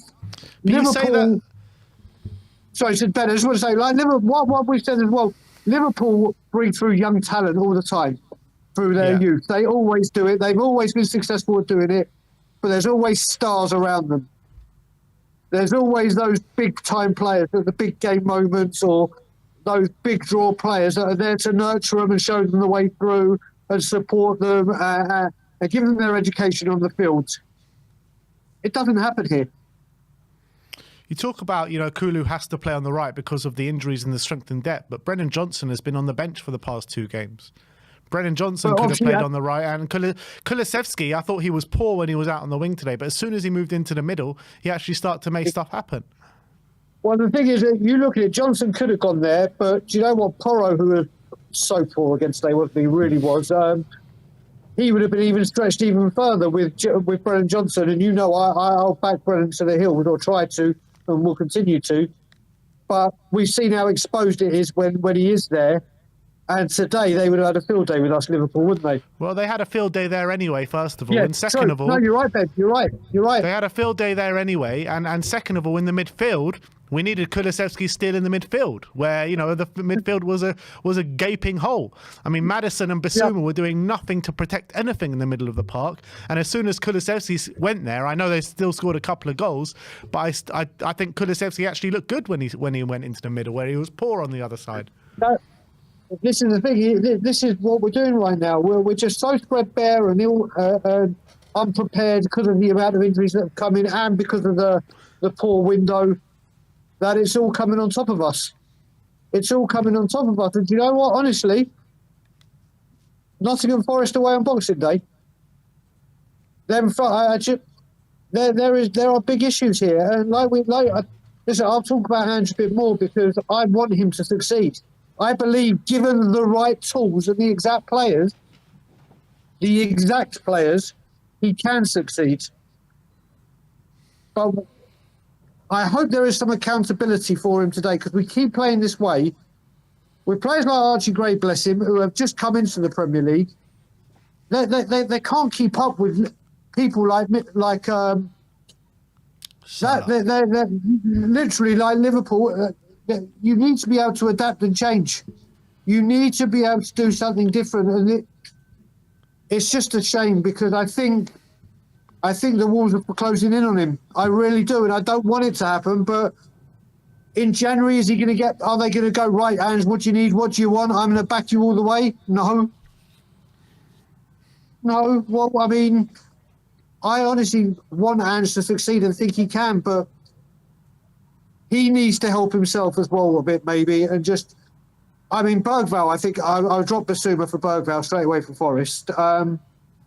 He's got to give some of these players a rest, or actually use the word drop a few for really bad performances. And he needs to be backed heavily in January, which he won't. And we're screwed again. Brian, always a pleasure to speak to you, my friend. Hopefully your Always. venting has got a bit out, mate, and you can relax for the rest of the day. But I doubt that very much. Relax in that cold, -23. How can you relax? You got to try and stay I'm alive. now going to go freeze. I'm now going to be freezing my nuts off, singing the Kulisevsky song all the way to the Union Station, and then whatever. But listen, everyone in the chat and in the back end and everything, happy holidays, happy and healthy New Year. Who knows? It might be. It's lucky for Spurs when the year ends in 5, is what I've been told. Let's hope. Let's hope. Right. Have a good one, people. See you later. With that team, we just got dicked by 6 goals coming up in the semi-finals. Yeah, good luck with that one, Brian. Yeah, But, good luck. It's lucky for Spurs when the year ends in 5. Let's go with it until we're out of 3 cups. And then we'll go, there's always next year. There's always next year. Big up, Daigle. Peace. Speak to you soon, mate. Easy, Daigle. Merry Christmas, Happy Hanukkah, Happy New Year. Just a couple of super chats, I think, just before we move on. One from Lewis Page saying, our attack is not the issue at the moment. The defence is shockingly poor. We are 11th in the table. It's time to go survey. Yes, we do have injuries, but this is embarrassing, to be honest. And he's not wrong, mate. No, it is embarrassing. He's not wrong. Shipping 6 at home, and it could have been 8, 9, 10, really. 9 big chances. 9. 9 big chances we conceded today. What can you do? And here comes the... Bit of optimism. The voice of optimism. Come on. The voice of optimism Sim. is Save about us to from join ourselves. us. Save us from ourselves, Sim. Tottenham Tice, I'm calling. We're going to bring him on. Sim. How you doing, What's Sim? up? Tough day, no doubt about it. Tough performance. It was, but I expected this. This performance isn't a surprise to me in terms of what happened today on that pitch, in terms of Liverpool ripping us to shreds, in terms of Liverpool dominating us. Maybe I thought with the positivity of Thursday and a couple good results in the last few weeks, could we have maybe mustered up a bit more? I'd like to think yes, but look, for me, I don't know why everyone's losing their minds over this game. Like, I understand that it was a terrible display and we got well beaten, but at the end of the day, the Liverpool are the best side in the league, no doubt about it. I've seen them play this season, incredible football. They're so intense in the way they play. Their midfield is extremely energetic and they run so much. They're an extremely direct team. They're extremely aggressive in the middle, and you have to be able to match that if you're going to compete with them, especially with the way that we like to play. We know that Ange isn't going to change the way he approaches the game. I understand how he's thinking. He coaches this team to play in a certain way, attacking football, high pressing, all this kind of stuff. And he said in the post-match press conference, people think I can just flip a switch, and change my tactics, and all of a sudden this is going to make the team better. But in reality, why would you move away from surely the best approach is going with what you've been coaching the team to do week in, week out. Now, the problem at the moment, of course, is we're extremely thin on the ground. We have 10 injured players. We also have very minimal rest days at the moment. We're playing once every 2 games. So at the moment, and also coupled with the fact that all these different factors, we've got a young squad as well. It's an injured squad, and today when it comes up against a team like Liverpool, who have completely rested their team in midweek, they had one extra day of rest as well. And coupled, you add into the fact the way we play, which is pressing and attacking, all that kind of stuff. It led to the shit show there was today. There's no doubt about it. There's no getting away. It was a shit show, and there's no getting away from the fact that we were well beaten by Liverpool, and we didn't lay a glove on them. And the scoreline flattered us at 6-3. I think everyone can agree on that. But I think everyone, saying could this be the straw that breaks the camel's back? Could they potentially sack him after this game? All this kind of stuff. I think it's crazy talk, and I think people have just got to get a grip. I've said after the Bournemouth game, there's obviously going to be a bit of pain in the short term because of the situation in the squad and the injuries that we have and all these different kind of things. And that's today. Today's the pain that we're going to be feeling when we're playing against an extremely settled team, an extremely team that's full of unbelievable talent and a full squad pretty much. They have one injury, and that's Konate, and I don't think they have anyone else as well. And a fresh team as well. How fresh though that midfield looked. We couldn't. Sarr, Basuma, and Maddison. They tried their best, but they just couldn't get near them. They were losing every duel. They couldn't compete with the freshness of that Liverpool midfield. And yes, of course, Ange's tactics did play a role today, 100%. He could have gone a different way, but it wouldn't have meant we won the game. It wouldn't have just magically mean we beat the best team in the league. Maybe we would have held them out for a bit longer, and maybe we would have kind of, dug in deep, and maybe we could have defended and kind of, it could have prolonged the process of us losing. But we probably wouldn't have scored 3 goals as well. And yes, we conceded 6, but we probably still would have ended up losing. We're not going to just flip a switch and become the best low block team in the league just because, we have a few injuries today, so we're going to completely change our tactics. We're going to go low block, and we're going to be like prime Chelsea and somehow beat Liverpool with low block with Dragushin and Gray and Spence and Forster and goal. It's never going to happen. So he's obviously going to keep the way he's playing, right? Because that's the way he coached him to play. That's the way he wants to build us to play. And that's just reality. That's what we got to get used to. And right now, unfortunately, that's the situation where you could say, can he adjust to get results and all this kind of stuff? There was managers have done that, and they maybe get short-term reprieve, and then all of a sudden they can't stay there. You can't sustain it long-term. When players come back, all of a sudden it's a mishmash. We've seen it even when Ten Hag, he said in his first season, he didn't have the players to play his way of football, so he completely changed it up, and he went to change it to a low block, counter-attacking team, and it went well for a bit, but then he couldn't change it actually how he wanted it, and it could never got long-term success. It went bad. Now, obviously, look, we're 11th in the league at the moment. It's not a good enough situation, no doubt about it. But my point at the moment is just off the back of today was so many circumstances going into today's defeat. I don't sit here and say, Ange was terrible today because of what I saw, because it was inevitable what was going to happen today, in my opinion.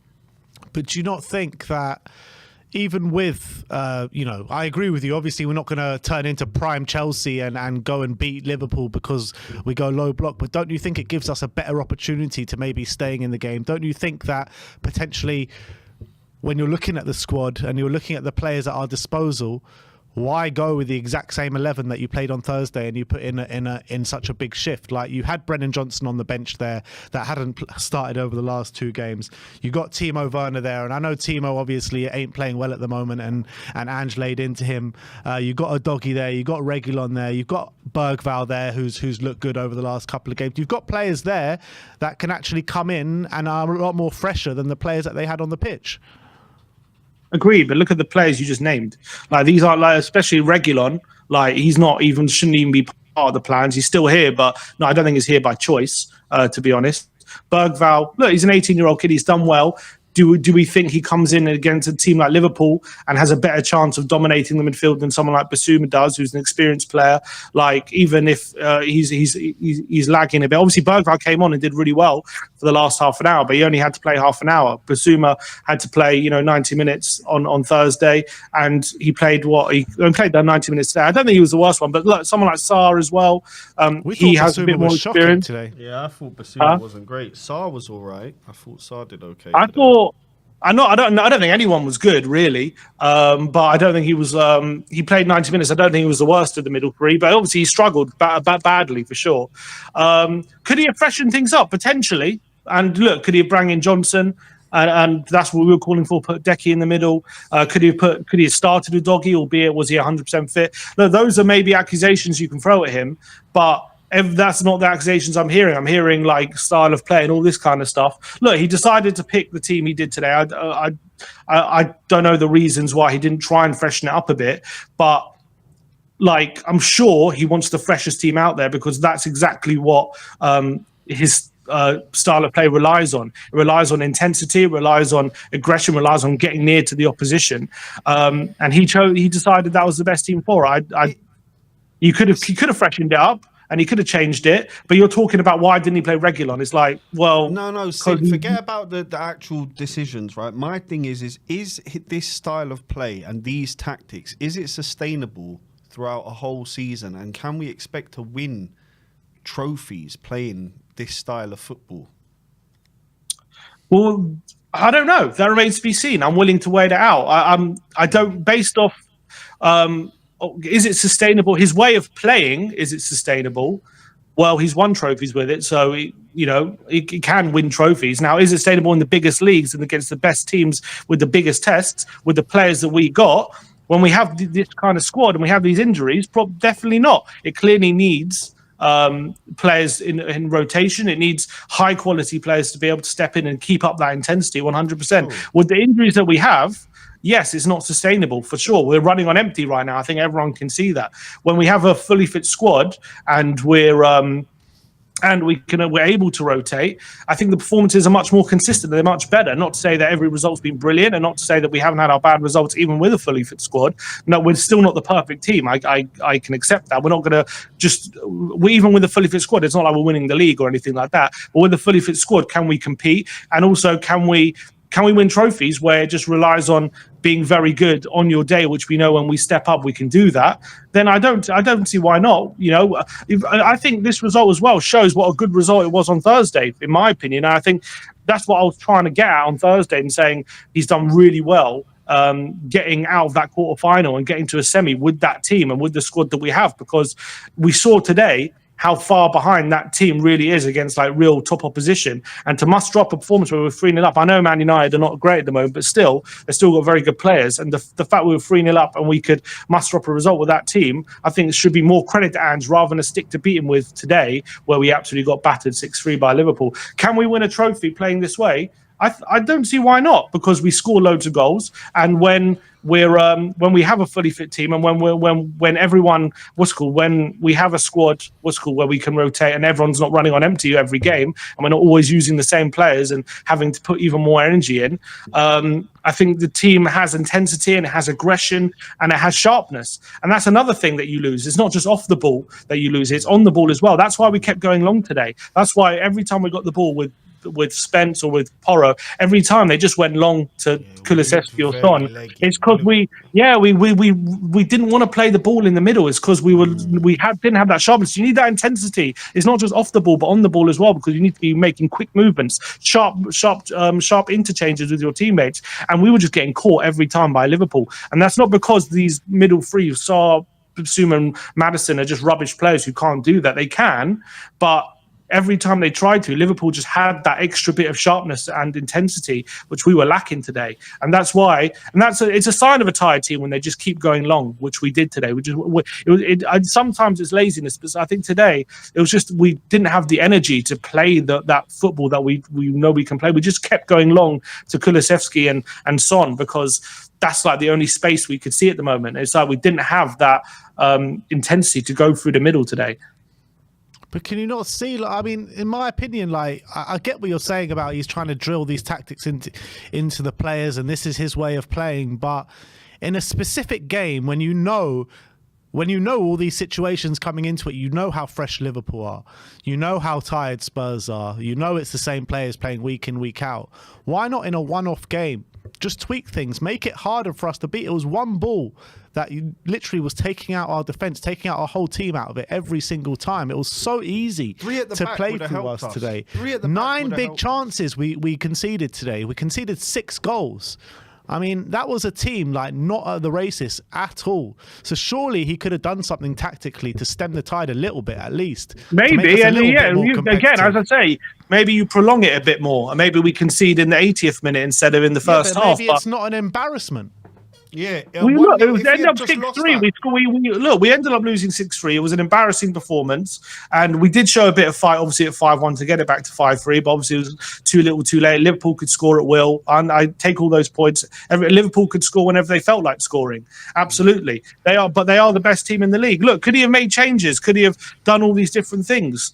Maybe, but his course of action is we go with how I have trained this team to play. That why would he think the best course of action was to be completely change the game plan because that is not going to necessarily bear fruit, and maybe you'll make. There's more chance of it bearing maybe fruit these in all the way we maybes played, though. though. These There's more are all chance of maybes. it. These are all maybes. Maybe we probably wouldn't score 3 goals. Like that's probably but what he's maybe- thinking. Yeah, but Sim, that maybe you're right. Maybe that is a maybe, and too many maybes in this There's a lot of conversation. maybes, there's a lot of maybes. But Maybe, baby. the reality is the way we played was a definite what was going to happen.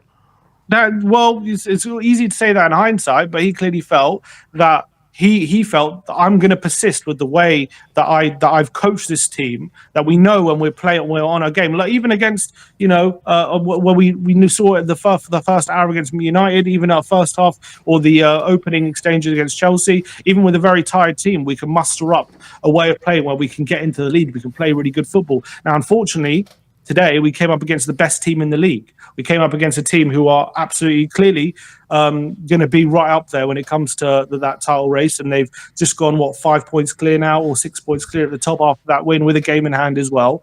They have a certain way of playing. I don't think going low block or anything. Maybe it could have made us tougher to beat, but we still lose. I think, in my opinion, I don't think it changes much. And he thinks I'm going to stick to my principles and I'm going to try and get a result playing the way that we are coached to play, rather than just switching everything up because of the circumstances. Now, if you're a different manager and you think about the short term and you think about, can I get a result just tweaking things and stuff like that, maybe you can get a result. But can you also implement a philosophy in your style of play with that thinking? His thinking is no, and and look, you could. It might not work long term. He might not be the guy. I don't know for sure, but I'm willing to go with where we're at the moment. I'm willing to persist with this, and I'm willing to see where we come out the other side once we hit, as Ange says, smooth the waters with injuries and all that kind of stuff. And once we have players back and available, when we're able to rotate and we're able to see a bit more freshness in this side at the moment, then I think we'll come out better for it. At the moment, it's tough, no doubt about it. At the moment, we're in a challenging Nine big time. chances conceded in the game, no matter what the circumstances, is nowhere near good enough. Yeah, Sim, I think it's comical the way we're defending, to be honest with you. And I think it's almost criminal the way we're setting up. I'm looking at it and I'm thinking that we're just handing the game to our opponent. We're saying, this is how we play. These are our tactics. Here you go. And when we come up against top-class managers like Eddie Howe, for example, we get found out. And sometimes it's not even against the most. But it's not always like this. It's not. Look, we will lose games. We have lost games even with a fully fit team. But you can't tell me every time we've had a fully fit team, it's been this embarrassing. The reason why it's been embarrassing is because of the circumstances. For sure, but we've still lost 8 games this season, which is what, 50% of our games. Sim, here's a question for you: do you think that Ange has lost us points this season because of his stubbornness and his kind of, I don't know what it is, where he's just not willing to change it? Like against Brighton, when you're 2-0 up and then you go and lose 3-2, he could have put on another defender, gone 3 at the back and just, shored that one up. How many points have we lost because of Ange's stubbornness? Yeah, he probably has, but that's the name of the game. When you're trying to do what we do, when you're trying to implement this project or whatever that people, whatever word you want to use, when you're looking at a long-term view of bringing in young players, rebuilding the style of play, and all this kind of stuff, that is the name of the game. Yeah, it will cost you points in the short term with long-term benefit. That's the whole point of it. And yes, he probably has cost us points in the short term, 100%. But the whole point is you suffer a lot short term with, you know, airing out all these problems. You see what you need improving, all this stuff, and you implement that style of football, but you stick to it because in the long term, you're going to reap the benefits once you sort all of that out, once you get the right players in place. I'm sure he has cost us points, but that's not the point, in my opinion.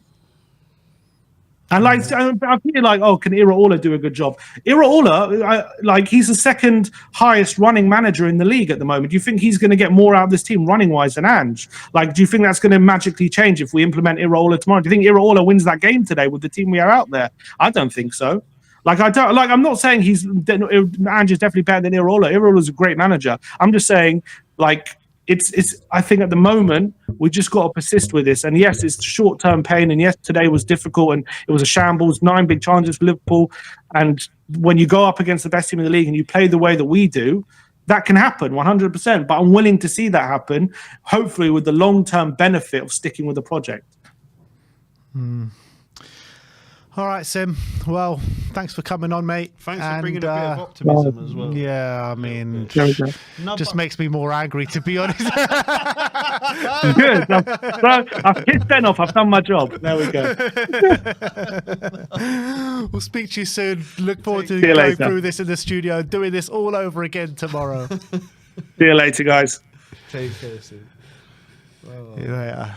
Another super chat has come in since Sim has come, and it's Dan Taylor saying, we don't have depth, that's all it is. Levy won't pay for the bench and it's no good in all competitions. Imagine Liverpool with Diaz, Robertson, Alisson and Trent out. And Jory says, one game plan, no game management, budget recruitment. Yeah, win onto a winner. We're onto a winner. Enough with the excuses. The entertainer is turning Tottenham Hotspur into a circus. Uh-oh. Mate, 6-3 is circus level result. Yeah, and it could have been more. Yeah. Could have been more. And it's not the only game that we've seen like that this season, is it? Yeah, no. Well, I don't think it's ever been that bad in terms of... Gala was that bad. I thought Gala could have scored 8 or 9 on the day. Yeah, you're not wrong. Let's go on to our next guest. I know he's been waiting a while. His name is Arsh. How you doing, Arsh? I hope I didn't pronounce it wrong. No, it's fine. It's all right. How are you, my friend? Right. Oh, has he got bad connection? He's got what? Not okay. Okay. I can't. You keep stopping and then starting. I can't really. Can you reconnect? Because we can't. Oh, yeah. I think you're all right now. Okay. Am I audible? Yeah. We can hear you now. We can see you now. It's all good. Talk to me. Talk to me about your feelings through the day, mate. For the starters, I don't want to talk about the game first. Actually, I want to talk about something else, which I think is more important as a fan. I don't know if you will keep this clip in the video or not, or if you will edit it out, because I want to call out a few names who are spreading only negativity all around the fan, like all around the environment. Those people are like Stel, Seva, and that shitload of that Mr. Box Office, who speaks nonsense all around, talks rubbish and nothing else. These are the people who are like carbon copy of Levy. What Levy is doing from like last 20 years, he's making money off these situation which Spurs has been through. And these are the people who are also making money off talking negativity only from what our situation is. They don't want to talk about positive things. They only want to talk about negative, and they are making money of those things. And people want to see that more, because this is human nature. We all feed on negativity, right? Nobody wants to be positive. Nobody wants to see positive things. And here, these are the people who are making these things so big that we can't see the positive things. For example, you win a 5-0 game against Southampton, and you are still talking rubbish about the manager, that this manager is not doing this, that, nothing else. You won a 5-0 game against a Premier League team. You can't do that on your channel. You can't. These people are like a curse for the Tottenham right now. But do you think? I don't know if you will keep this, uh, Let me but ask you a I just question. want to. Yeah, sure. Let me ask you a question, because the general sentiment from these fans that you're talking about is there's a clear issue with the manager, the system, and the tactics that we're playing at the moment. Do you think there is validity to what they're saying in that sense? See, I'm not Ange out right now, but I'm not happy with Ange. But there is a way of representing your thoughts, right? So the way they represent is all this is bad, this is shit, this is negative. All of the things are on the same topic. They don't want to talk about what is good. Ange is not bad all. He's doing really good things also. You can talk about that also. Your team won a 5-0 game. Your team won 4-3 against United in a cup quarter final. This is not the right time to talk about all these things. You can talk about it, but you can also talk. You have to talk about the positive things as well. They just carried one perspective. They don't want to see other perspective. They just I don't know what these guys are like. I can't understand. And then they make fun of. I think 2 days back, I was watching one of their stream, and I want to know what these guys talk about all the time. And I was watching them, I was listening to them, and these guys make fun of you guys, Sim and Ben, your channel, on their channel. They are making fun of you Who because you makes fun guys of us? are more. Sorry, Who makes fun of us? I think it was Sava, Stel, and Mr. Box Office. They were on. There are more few people as well, and they are making fun of you guys. They were laughing about your channel. I can give you proof. I can give you the link of the video. And I was like, what the hell are you talking about? These people, I love you guys, man. You talk about negative and positive, both things. You speak sensibly. They talk rubbish. They don't know nothing about anything. They can make whatever content they want. It doesn't bother me, to be honest. But no, you can carry on making your point, mate. I mean, these and then still was I think there was a debate of no, it was Sava. I don't remember, or it was still.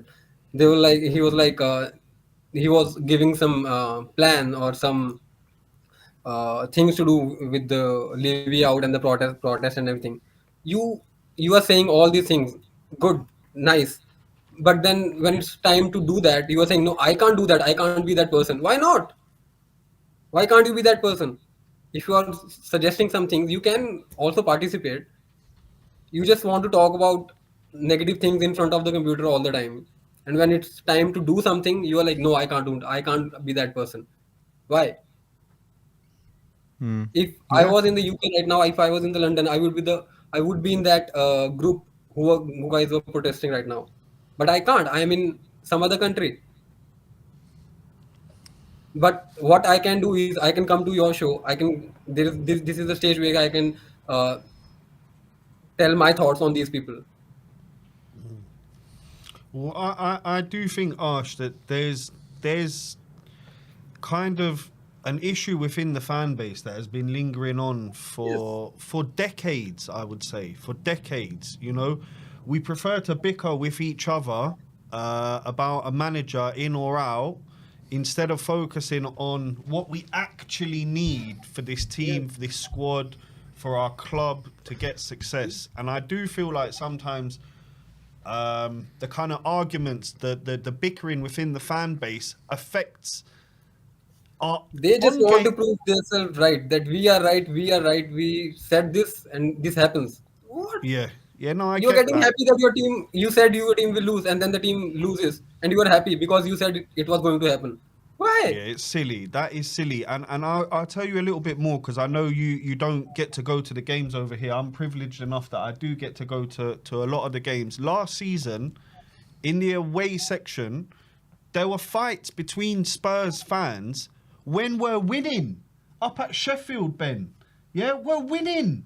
And people are still fighting between themselves. That is not a recipe for success at this club. Not at Not at all. all. I just don't understand anyone that would be happy after Spurs losing, because I'm fuming right now, and I'm fuming after every loss that we have. Oh, there was one game last season that I wasn't. Maybe just one. That one game in isolation. That one game in isolation, yeah. No, but I agree with you, Ash. I don't think it's. I don't understand how anyone can be happy after a loss, particularly in the manner that it was today. Horrible. Really, man, this is sad. This is the way when you see these people and calling them fan. This is sad. You are not a fan if you always talk negative about your club. You cannot be a fan if you always talk after a win, after you get a win in the quarterfinal, after a long drought of trophies, and you are still focusing on negatives only. You are not a fan. You are just making money out of it. Nothing else. Don't call yourself a fan. Change your name of your channel and just write something else and make money of that. Don't call yourself a fan. Let's touch on the game then today. And in terms of Ange Postecoglou and where does it leave him? I mean, what's your thoughts on the tactics today? Do you think Ange should have changed anything? My thoughts on this are, see, I'm not Ange out. I am not Ange out. I just want that. I think his ego and his stubbornness is bigger than his game knowledge at this time. I really think that because he don't want to change anything. See, we were Sim was talking about the identity. Like we have to play in certain way to make it as our identity that people see us as an attacking team. Everybody wants that. I want our team to be attacking and like furious, right? Nobody wants to be defensively all the time. But you can do that thing. You don't have to do the same thing all over the 38 games. You can still do that in 25 to 30 games and still make that identity, keep that identity of attacking team. I agree with The that. rest of the I 7 or really 8 agree. or 10 games, you can park the bus. Who cares? And get some points out of it. But those 28 to 30 games, you will play your game and you will still keep that identity. Why not? Yeah. Yeah, no, I There's fully nothing agree bad with in that. you. And today is the game. Today was the game when you have to do that. You could have done something else, something differently. You could have go more defensively because you have to respect Liverpool right now, the way they are playing. You have to respect that. If you won't respect that, you play your type of game and that much attacking and that much open, you will get punished. But And Ash, that's what happened. it's not even just respecting Liverpool, isn't it? It's Yeah. also knowing the situation that you're in Yeah, terms of exactly. the injuries and Yeah. players are being overplayed and stuff like that. So you need to do something to protect them as well. And those are not excuses. Injuries are not excuses. This is a fact, a situation that you have to deal with. And how you can deal with just a little bit more pragmatic and more just to do something different out of it. Because you don't have those players right now to play that kind of game. You don't have Van de Ven, you don't have Romero. See, our first 3 goals are came out when we were bad early. First goal, second goal, third goal. You can go and check all of Yeah. those goals. We were bad early, and those chances gets to the goals. If we got Romero, if we got Van de Ven, this there could be no goals of those first 3 games because there are injuries. We don't have those players. We can't play like that. You have to change according to the situation, and he's not doing that, which shows I I know I get it that he wants to create an identity of the team, identity how we play, and I also want that. Everybody wants that. Everybody wants the team to get an identity, the way you play. But there are some games where you have to change according to the situation, and he's not doing that, which makes me some crazy sometimes. I'm not Ange out. I'm still Ange. I want him to get success to this club, but he has to learn. He has to learn. This is Premier League. This is one of the biggest league in the world. You cannot do the same thing every week. So we're 11th in the league now, 3 points above West Ham in 14th. What would your breaking point be towards Ange Postecoglou? How bad does it have to get for you to want a new manager in? I will give this season, the whole season. Even if we are out of cups, we are out of Europa League, I want to give the whole season to him. I don't want to uh, sack him before the season ends. No, that's not the right thing to do. And I don't even want to. I want to give another transfer window as well, and see what he can bring in.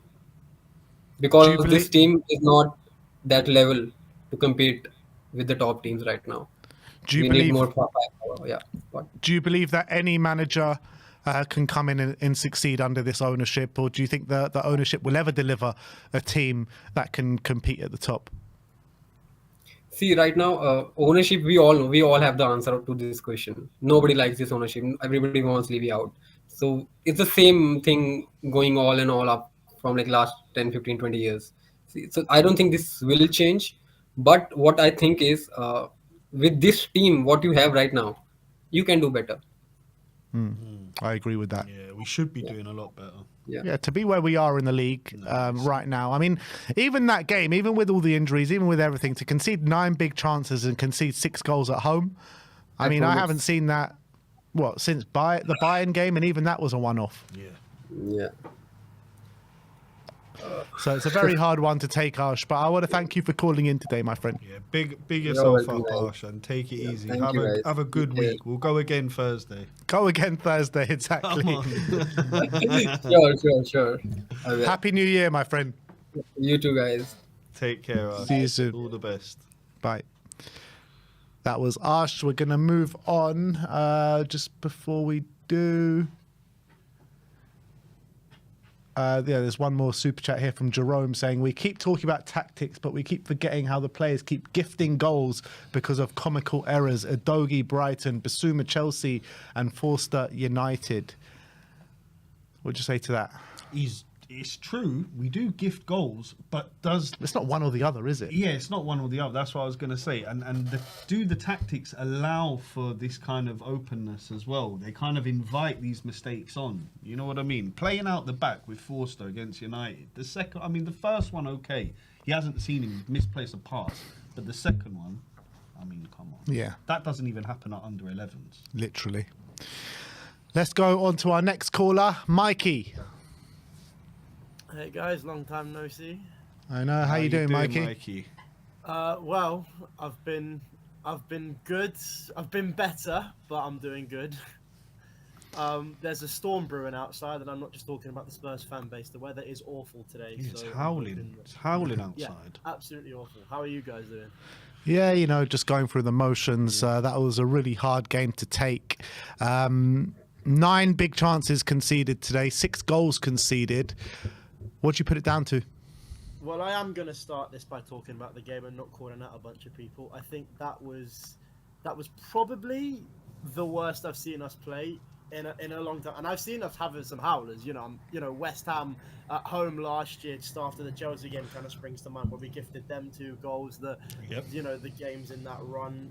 Bayern 7-2 comes to mind. I'm not trying to remind all the Spurs fans of all the awful performances we put in, but that is up there with one of the worst ones. It echoes the Manchester derby score from last year, and again, it flatters the lower scoring team. 6-3 flatters us in a way that I haven't seen a scoreline flatter a team in so long. The fact that we got 3 goals out of that, it proves that our attacking play isn't the problem.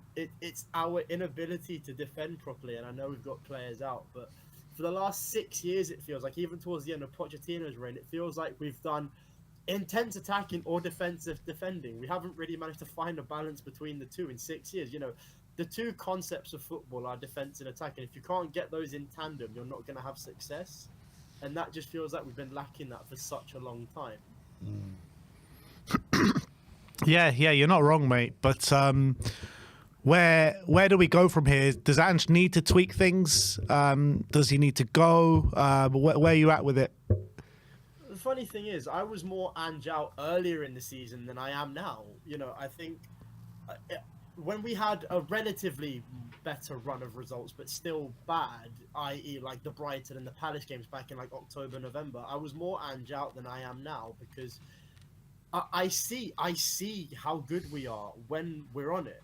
Like I've told everyone, when we're on it, we beat anyone. We can go to the Etihad and smash one of the best teams in the league 4-0. We can win 2-1 against Liverpool last season, albeit under dubious circumstances, and we can take the game. We can take the game to Arsenal at the Emirates. But it's too few and far between. We can beat Newcastle 4-1 at home and then lose and then lose, what is it, 4-0 away or whatever the score was. Like it's too few and far between.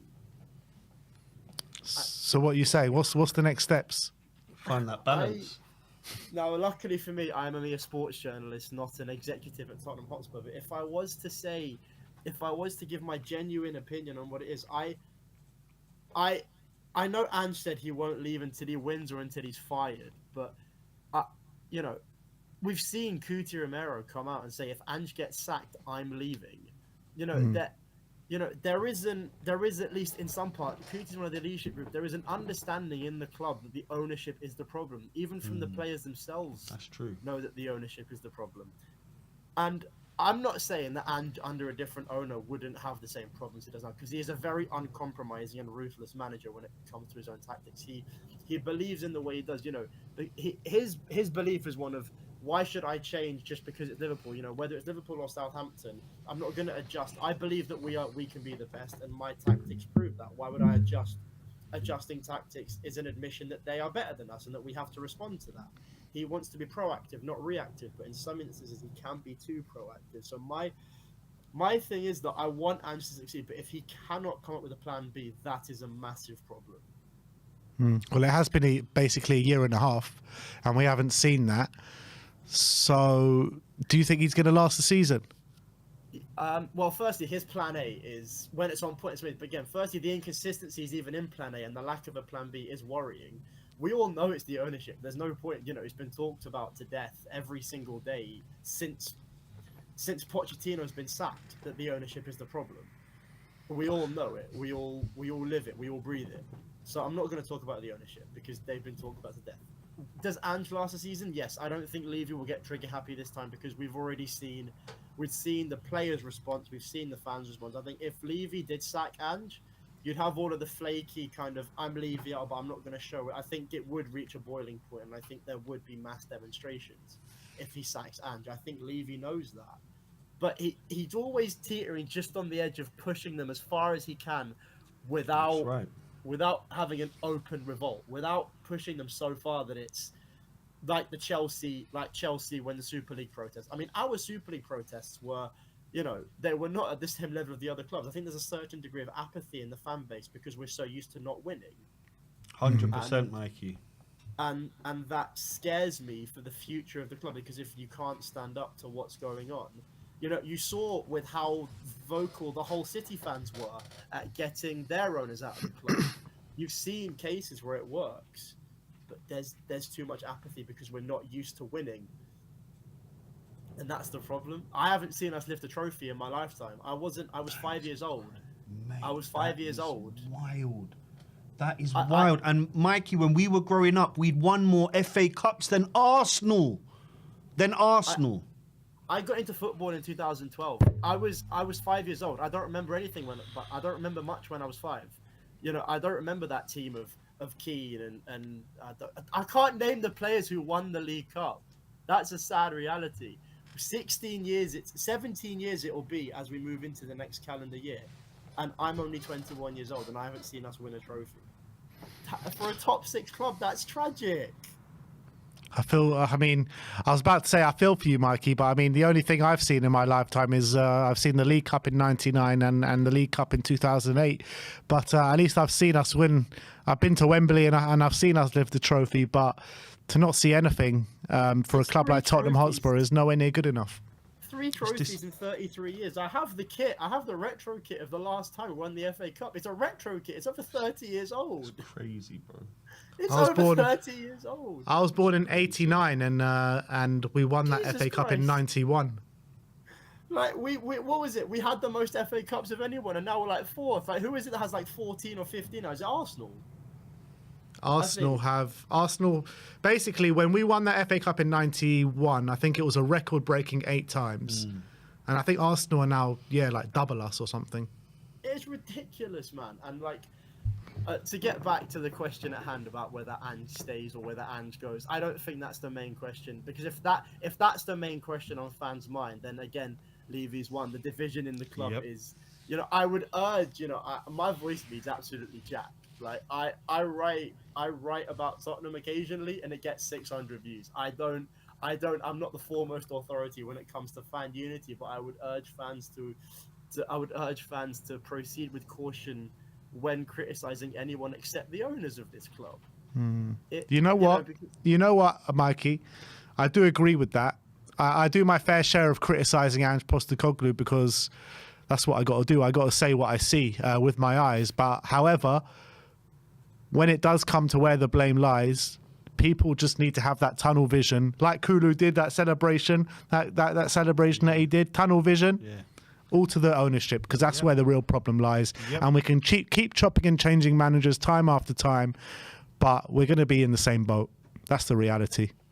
One trophy in 23 years. In 23 years of an ownership, right? Yeah, but That to them money- it's success, Mikey. To them it's success because look at where they took Revenue. Tottenham. It's revenue. Yes, but that's what it is to them. Fuck That's rev- exact. sorry, That's exactly what it is to them. Trying though, to take us Mikey. down, Mikey.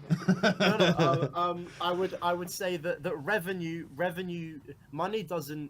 money makes the world go around, right? And Daniel Levy is an amazing businessman, but he's a terrible football businessman. I mean, we've spent 60 million quid on 3 separate occasions. One for the most useless waste of space I have ever seen at this club. I have a vociferous hate for Tanguy and Ndombele, and no one will tell me otherwise. I'm right there with you. Richarlison hasn't lived up to that.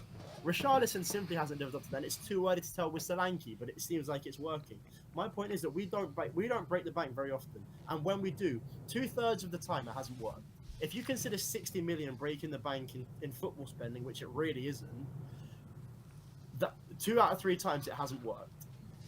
And so I just feel like he uses that as an excuse to be like, well, I gave you guys Solanke, I gave you guys this brand spanking new stadium, which has its own brewery, a fucking F1 track, and yet we're still stuck here. The men's first team is, with all due respect, obviously women's football is up and growing, and obviously that's growing, but the men's first team, as it stands, generates the most money and is the priority for most football clubs that have a men's team.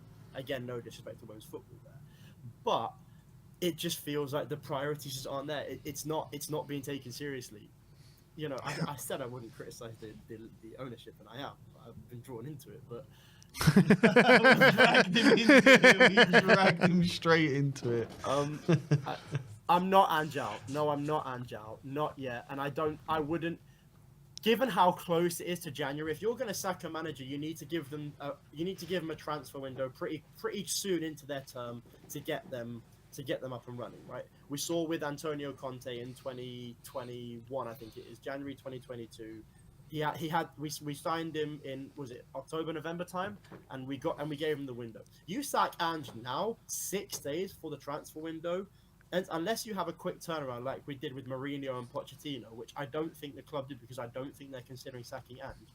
You can't sack him this close to a transfer window when it's halfway through the season, when you're in a cup semi-final with an FA Cup third round to come, with at least a Europa League playoff pretty much guaranteed. So I think it would be, given the stage of our season, yes, the results have been poor. Yes, we have injuries. Yes, Bentancur has been suspended, and yes, he's back now, and I'm not sure if that's going to fix everything, but at least we have probably our best holding midfielder back in contention to play. Let's not forget about that. We have Van der Ven, Romero, Richarlison, Moore, Odegaard all coming back before the end of January. So I think this result is poor, and the manner that which we lost and at home will ignite some sections of the fan base, and it already has. But again, it's like proceed with caution, criticizing anyone other than Levy, because despite Levy not being out there physically on the pitch, I bet if he could, he would 2-foot our own defenders if it meant making another million. So I would, once again, I would just say it is entirely at his and their fault. Our ex-owner is a criminal, is a literal criminal, insider trading criminal, and the chairman of the club has been terrorizing us with his way of thinking for the last 23 years, and one trophy is all. And it's not even you'd say the big trophies are a European, the League, and the FA Cup. It's not even one of the big 3. Yeah, it was the League Cup. I don't know. Mikey, I feel your pain, bro. I feel your pain. But yeah, I want to thank you for coming on today, bro. Big Good to see yourself you up, again. Mikey. Good Big to see yourself you up. again. And I think aiming your anger at in the right direction. That is the right That direction. is the right direction, Mikey. And the fact that you're trying to push the whole fan base in that direction, I really appreciate that, because I do think the discussion needs to move away from Anjin and Zhao. It's just ridiculous. It doesn't get us If anywhere. there is one bigger problem, sorry, I know Pointing you've straight got at them. you've got regular contributors Arian and KPV coming, so I won't take away from their spotlight. But if I would say one thing, it's if there is one problem at the club that's even bigger than the owners, it's the apathy that the fans have towards them. Yeah. The most important thing has to be a clear message. You see the Glazers out every single time, and obviously that hasn't led to them going out. But there has to be more. Like our Super League protests, even for the people that were there, were pitiful. Our Levy out protests are pitiful. And if you went there, fair play, and I applaud you for that. But like I was at the I'm working with THFC Flags, and I've seen what Return of the Shelf had to say about all this, and it is so true. You know, the fan base at Gate 253, there's about 1,000 people there cheering when everything was going right. Take those 1,000 people, march them down the high road, and grab a banner that says "fuck off Levy" and do it right. Would be my message to the fan base. All right. Well, there you have it. Big up. Big up, Mikey. Thanks for Nice coming one. on today, mate. Cheers, guys. And good to see you again. Have a good See you later, Christmas. mate. Merry Christmas, mate. Happy holidays as well. Happy holidays. Happy holidays to you, Mikey. Happy holidays, man. That was Mikey, and I think that's the right message to have. 100%. I do think it's the right all message of the to have. anger should be aimed in one direction. That's it. Yeah. And a pressure needs to be applied more and more and more. And fans need to kind of realise that the whole Ange in, Ange out debate, you can sit here, you can sit there. It doesn't matter. In the long run, over the long time, doesn't matter. Let's go on to our next caller. I know he's been waiting a while, but let's get him on now. Mr. Arian, first of all, how you doing? Big up, I Arian. think I'm actually probably doing better than most people because I like Sim. I expected that. I think I very much. I'm really glad Mikey had to go on because I think Sim pretty much said everything I had to say anyway. So now I have this buffer that I can. It looks like I'm saying new things. So, but even though I'm not. But it was men against boys today, wasn't it? It was, and like in the first half, what it was like, I was looking at the half, and I'm like, I don't even think we've been dog shit. It's just like they're just better. They're just better. It's like, kind of what Sim said. If we have our fully fit squad, Van de Ven, everything, we still probably lose that game. We probably don't lose it 6-3. Probably lose it, 2-0, 2-1, 3-1, something like that. Where it's like, okay, but like with all the issues we have compounding on our squad, Liverpool just. They were here and we were here, and it was so easy for them. It was so elementary for them. They did not have to break a sweat. They were a level above. They are the best team in the world, in the league and probably the world, and they showed that. And we aren't. And they were just head and shoulders and knees and toes and aura above us in that. Yeah, in that game. you're right, Arian. Look, even if we had our first team out there, it would have been very, very hard to get even a point out of the game. I completely agree with that. But you look at Liverpool, how consistent, how brilliant they've been this season. They still haven't given anyone a hiding like they gave us today. They've played a lot worse teams with a lot worse players. Look at Southampton. They gave them a much better game than we gave them today. Yes, but I mean, Southampton have 2 senior center backs fit. Like the thing is, people will say, "Oh, injuries aren't an excuse," and I get that. I understand where people are coming from when they say that you can't say injuries all the time. But like, you can, you absolutely can. We have an 18-year-old box-to-box midfielder playing center back.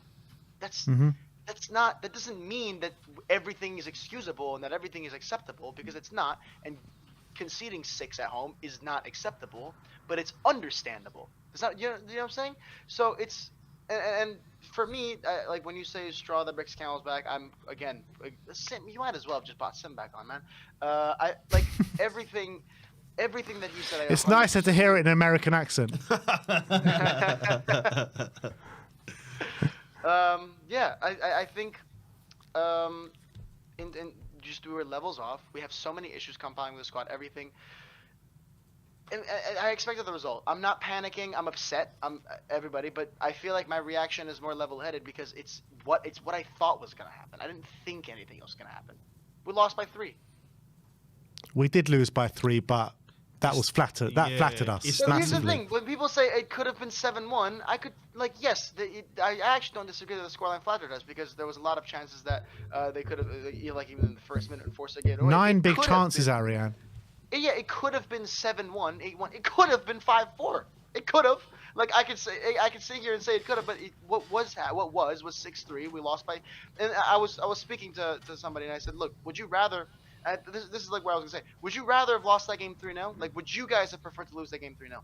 That's like an actual question that I have because I think everyone's opinion is a little different here. Because to me, losing that game 6-3 shows me that hey, the portion of our team that's not injured, being the front line, is still performing at a very high level. We're the second team to have put 3 past Liverpool this year.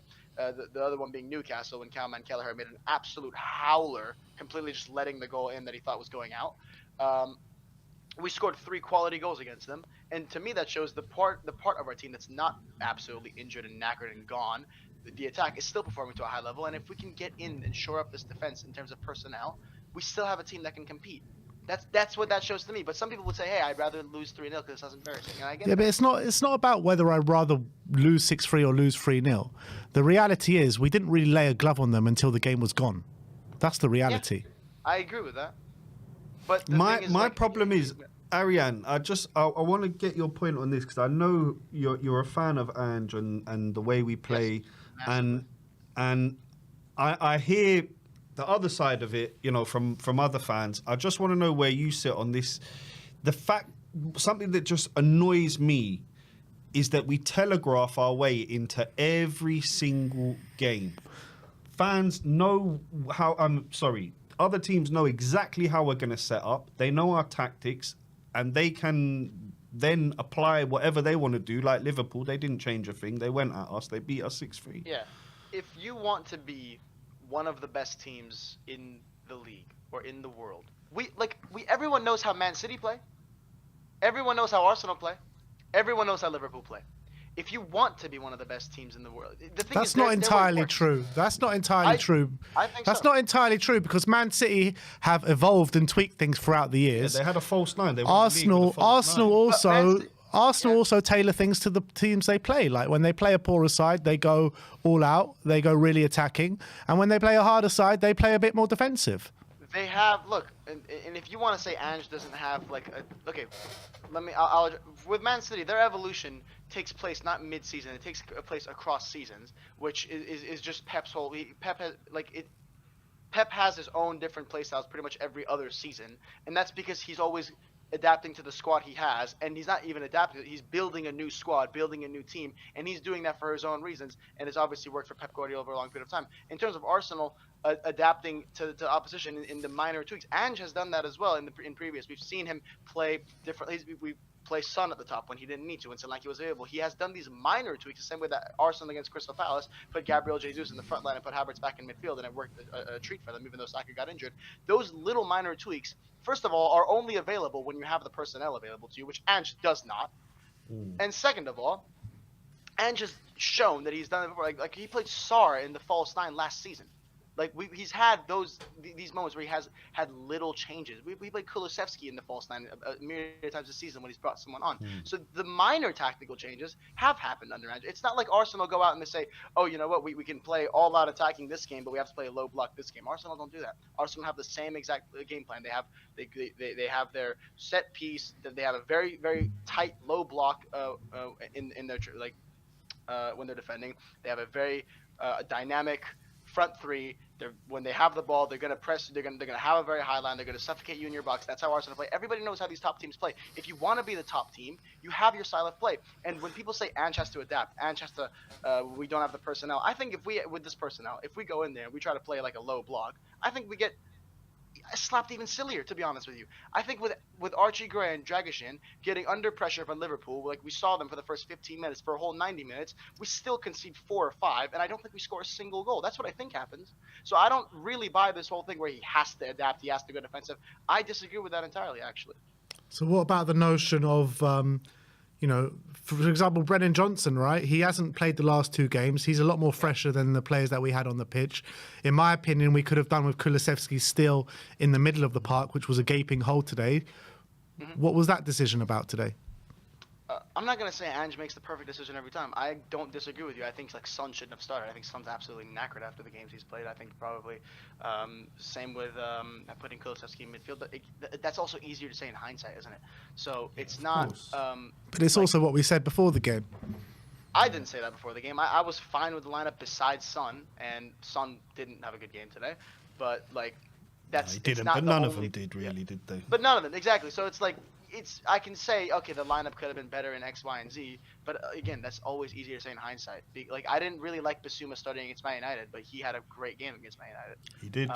So it's things like that. We can always sit here and critique his lineup choices, but that's always going to be like something that you're not going to know 100% until after you see what unfolded. And I don't think if you put I don't think even Brennan. I think again you said we made the impact after the game was already gone. I think the substitutions that we brought on that made an impact partially made that impact because Liverpool were not even in second gear; they were in fourth gear.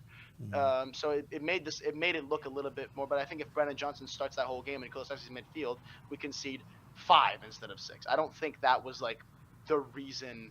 I don't think that was a major deciding factor. I really don't. I think again the major deciding factor is like Sim said, they're a team with their whole team was rested. They're far better side anyway. They have 4 all-timers in there. They have Salah as an all-timer. Trent Alexander-Arnold is an all-timer. Van Dijk is an all-timer. Alisson is an all-timer. These are some of the best players of Premier League history, not in the league right now.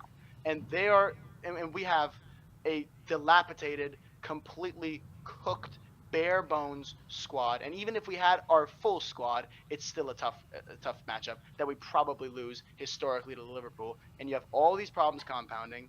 I think it's embarrassing to lose in that fashion. But unfortunately, it is what I expected. And I think the way he's gone about it is as best as he could have.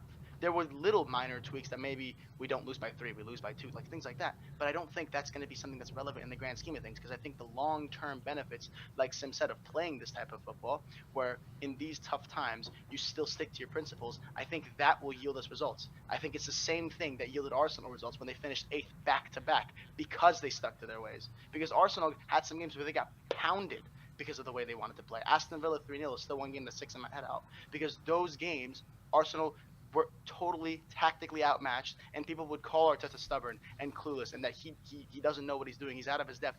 But in the long run, these things pay out. And the same thing happened to Klopp and Pep, by the way. There's clips of Pep saying, "Oh, he makes that shit pass. You have to make that shit pass until you don't make it shit pass." Like when Pep came to the league in his first year, all the media talk was it's not going to work in the Premier League. It only works in Spain. It only works in the Bundesliga. That was the media talk with Pep Guardiola too. And I'm not saying I'm just Pep Guardiola, but I'm saying this idea that a manager has to adapt his ways is not unique to Ange, and the other coaches that it's been applied to have all proven it to be wrong.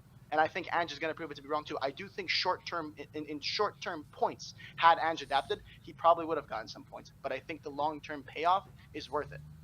Arian, can I tell you what's worried me about this whole conversation? Yeah. The fact that you said with our full strength team we lose to Liverpool, so we got no chance in that semi-final. No, I don't think we've got no chance. I think if we had our full strength team and you said, do you think you're going to beat Liverpool gun to your head? I'm going to say no. I'm not saying we can't. I think probably, right? Because we beat Liverpool last year. I'm not saying it's impossible, but I just think Liverpool are the best team in the league. That's simple. I'm saying we can't give them a game, but I'm just saying they're the best team in the league. Yeah, so we got to play out of our skins to get through that semi-final, basically. You have to play out of your skin to win any trophy. Yeah, it's true. It's true. Arian. I hope we do. We need. Look, look, we're not going to have that many players back by the time we play Liverpool the first leg anyway. No, but here's the thing. I think things will be fine. I know it doesn't feel that way. I don't feel that way. What, this season? This season, or are you looking further than that? What is fine to you this season? Would top 6 be fine? I mean, no, not coming into the season. And a trophy. You don't think like you're, because 5th is probably Champions League. I don't think we're out of the contention for that at all. We can coming into the season, I would have said anything below where we finished last season would have been poor, really poor. We finished 5th or sixth? Yeah, fifth. Was it fifth or sixth? Fifth. Okay. Yeah. I think I would not be surprised if we finish fifth. What are we? 4 points off fifth? 5 points off fifth? Something like that. It's tight. It's very tight. We are, but there's no sign of any consistency. That's I the get problem. that. I understand that, but what I'm saying is, I think, like you asked me last week. I think we're not last week. Was it against Man United? We're through the worst of it. We are through the worst of it, in my opinion. Or was it you? Was it Sim? So. I think it'll be fine. I think it'll be fine this season. I think it'll be fine next season. I think. Where do you think we're going to things finish then? get better. I think fifth or sixth. I think fifth more likely than sixth, but I'll say fifth or sixth. And if these results do keep happening, even when our players come back, because that's what happened last season. That You is know, what we got happened all last the season. Yeah. we got all these injuries, and then towards the back end of the season, when we got all our players back, we still couldn't muster up consistent results. I know, but again, I think it'll be fine because this season we saw for about 60 minutes we had our players back and we were winning. So I don't know. I guess we'll have to revisit it in around February, March time and see where you're at. Yeah. And I'm loving your optimism, Arian. I love your optimism, and I hope it does all work out for Ange. What would say if we do get the players back and we still can't find consistency? What would your opinion be then? Probably not good, but I have to wait to see what I can't comment on something I haven't seen because like there's so much nuance in a football game. What am I going to say? Oh, we've got our players back, and what happens? We lose to like Brentford? We lose to I don't know. I don't know what you're asking me. I'm asking you. If we have all of our players back and this continues? Yeah, I'm asking you, if we finish below 7th, let's say this season, no trophy, Right. would Ange need to go? Finish below 7th? I've said before, I'm not sacking Ange regardless unless we get relegated. I'm gonna stick by that. But I would be questioning him at that point. Yes, I don't think if we have all of our players back by like if we have the majority of our players back by like January and we end up finishing 7th and it's not really like it's like, oh yeah, we deserve to get 7th the same way we probably deserve to be 11th right now or 12th. If that is what continues, I will be questioning him, but I wouldn't sack him until summer, and I've said that unless we get relegated. That's literally what I've said the whole time. And do you agree with the notion that that what we've been saying is that forget Ange, forget this, forget that? The main problems at this club are the ones at the top, and until something very drastically changes there, then nothing really much will change on the pitch too much. And that's part of why I won't sack Ange, because I think inherently when you start pinning, you're letting him die for Levy's sins. You're giving him a bye again, and it's just not acceptable. If you let him throw someone under the bus, you're effectively giving him an excuse, because he's like, that was why. That was why. Don't look at me. It was him. And now I fired him because I'm such a good chairman and I'm going to keep the club accountable. So let me give you guys this is what we need for success. It gives him an excuse. It gives him something to point at when you throw players under the bus. It's what all these toxic figureheads do. The same reason I didn't like Conte was because at some point he stopped taking accountability and he just chucked players under the bus and chucked players under the bus. And when it's the same. No, I get that, Arian, but I think with Conte though, he did have some like personal things going on as well. No, yeah, he absolutely. He gave that's up why the completely. second season was such a drop off. Yeah, he did. Yeah. But that's also when I'm like, you can't be here anymore, because at some point, for whatever reason, personal or personality, whatever it is, same with chairmen and managers. You can't be a good chairman if you can't take accountability, and we know Levy's history with accountability. And if you let him sack Ange and get away with it, you're letting him get away with not being accountable. Can we swap owners? Because I'd swap him in a heartbeat for Tony Bloom. Swap him right now. Swap deal. Arian, always a pleasure to speak to you, my friend. Happy to come on. And as always, come on, you Spurs! Come on. Big up to Arian. And we're going to go to the last caller of the day. And it's Sol Campbell owner, KPV. You are? What have I said, man? You are now starting to piss me off, mate. I do not have a sport in my team, mate. You're not mentioning that guy's name. You told me on the last stream EA gave him to you. No, stop pissing me off, mate. Stop chatting shit. I do not have him. You're now bringing it up again. Do I have to mention something or not? Huh? Exactly. What are you going to mention? Who are you care? It's embarrassing. 6 goals again. We Yeah. conceded that against Newcastle, and I got that result right. On a Twitter space with Brian Dagan and Johnny. I said we lose 6-1, and I left. Now I leave again. This club is embarrassing, blood. It's going to give me the death of me, mate. And I left. So forget it. We're not winning nothing. I want Ange out, and I want that Levy guy out. And it's embarrassing. What the hell, man? Like, everyone is fuming. I know I am, and everyone else is. Like, seriously. I want Ange gone. I'm sorry, but facts. Like, I don't. He is not getting the best out of these players. I like Kulu. He's better, but Redknapp would never lose 5-6, and he's never had. Yeah, Stellini did to Newcastle, and Lloris let them in, but Vicario would never let this amount of goals in. Like, Forster, don't like him, never have. Vicario's better than him, and the stats that Peter Jury said he's won trophies and yes, but not here, mate. And Vicario never let them amount of goals in. And yeah, like you predicted a Liverpool win, which again is disgrace, mate. Like you predicted City to beat us earlier this year, and you did. And yeah, like come on, stop predicting us losing, man. It's embarrassing, mate. Like never is that gonna happen again. Like come on. I hate when people predict one club to lose, and it's embarrassing. Like, What was your prediction? What was your prediction for the game today?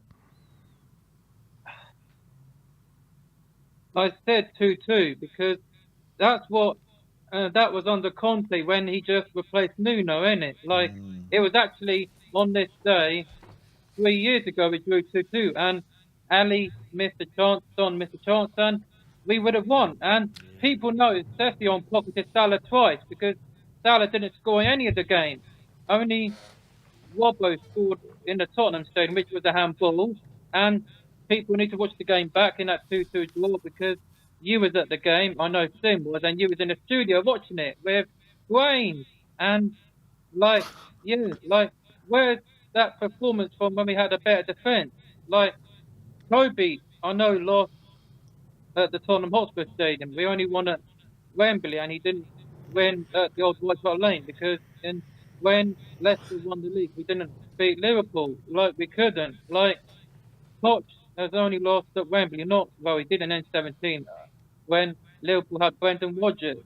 And we had AVB who lost, and then he got sacked. Like, we can't beat, we've only conceded 6, and that was Newcastle right now. These lot, like, they won revenge for that Diaz controversy last year, and he's now scored. And Salah's like, There was Bayern Munich 7 as well, KPV. I know because you was there, and Son scored. We went 1-0 up, and you and it was on a documentary, mate. And look at Hugo and Son have a little argument when there was no fans, and make the one. It's the same for how it's same for Lucas. Make the one. Like yeah, and then yeah, it's like teammates have arguments and they make up. Like Lloris just wasn't happy when Son didn't rush back. Everton almost scored, and like yeah, that was no fans. And this is the second time we conceded 6. Like Man City got 5 when Lloris was still there, and we had the ball and that. We had Poch, and we've lost it in 17. Like these lot have a good record at our ground. Chelsea now won there 5 times. Liverpool win there 4. We've only won 1 and drawn what 1. Yeah, and but yeah, it's embarrassing, man. We've got Forest who just beat Brentford, and I know people think, yeah, we've done a double over Forest 2 seasons in a row, but that was different. Kulu and Richie scored at Forest in October last year before we had to play them lot who couldn't beat Everton today. Chelsea didn't go and lack it, but I said it in a group chat on Messenger. Liverpool will be top of Christmas, and they probably will win the league now. I don't care, they will, but Looks like there's someone else winning it. But anyway, we stopped Liverpool winning the league 2 times, didn't it? Under Conte, and yeah, we stopped Liverpool winning the league under Conte. So people and Ange, we stopped them winning it. So Liverpool have only won 1 league past so odd years, and they won a COVID league when there was no fans. So they probably will do it this time. But yeah, well done. They deserve it. But it's not going to happen again at Anfield because we need to get revenge this time, and you probably will be there, but I don't give a damn. Anyway, I'm off because I'm gonna be busy for Christmas and opening presents, so I'm off, Big up. people. So I'll see you all for the Forest game on Thursday. And as always, Levy sucks. La Bosh. Wow. There you go. That was KPV. There you go, ladies. and The whirlwind, that is KPV. But that brings an end to the fan show today. I want to thank you all for tuning in. Really hard one to take today, conceding 6 at home. But Amir, big up to you for doing the long haul with me today in the studio. Mate. I still want to come Forest, though. Well, we'll see you all tomorrow. I'll be back in the studio with Sim to go even deeper into what happened on that pitch today. So big up to yourself. Like, subscribe, and comment. And as always, come on, you Spurs. Spurs.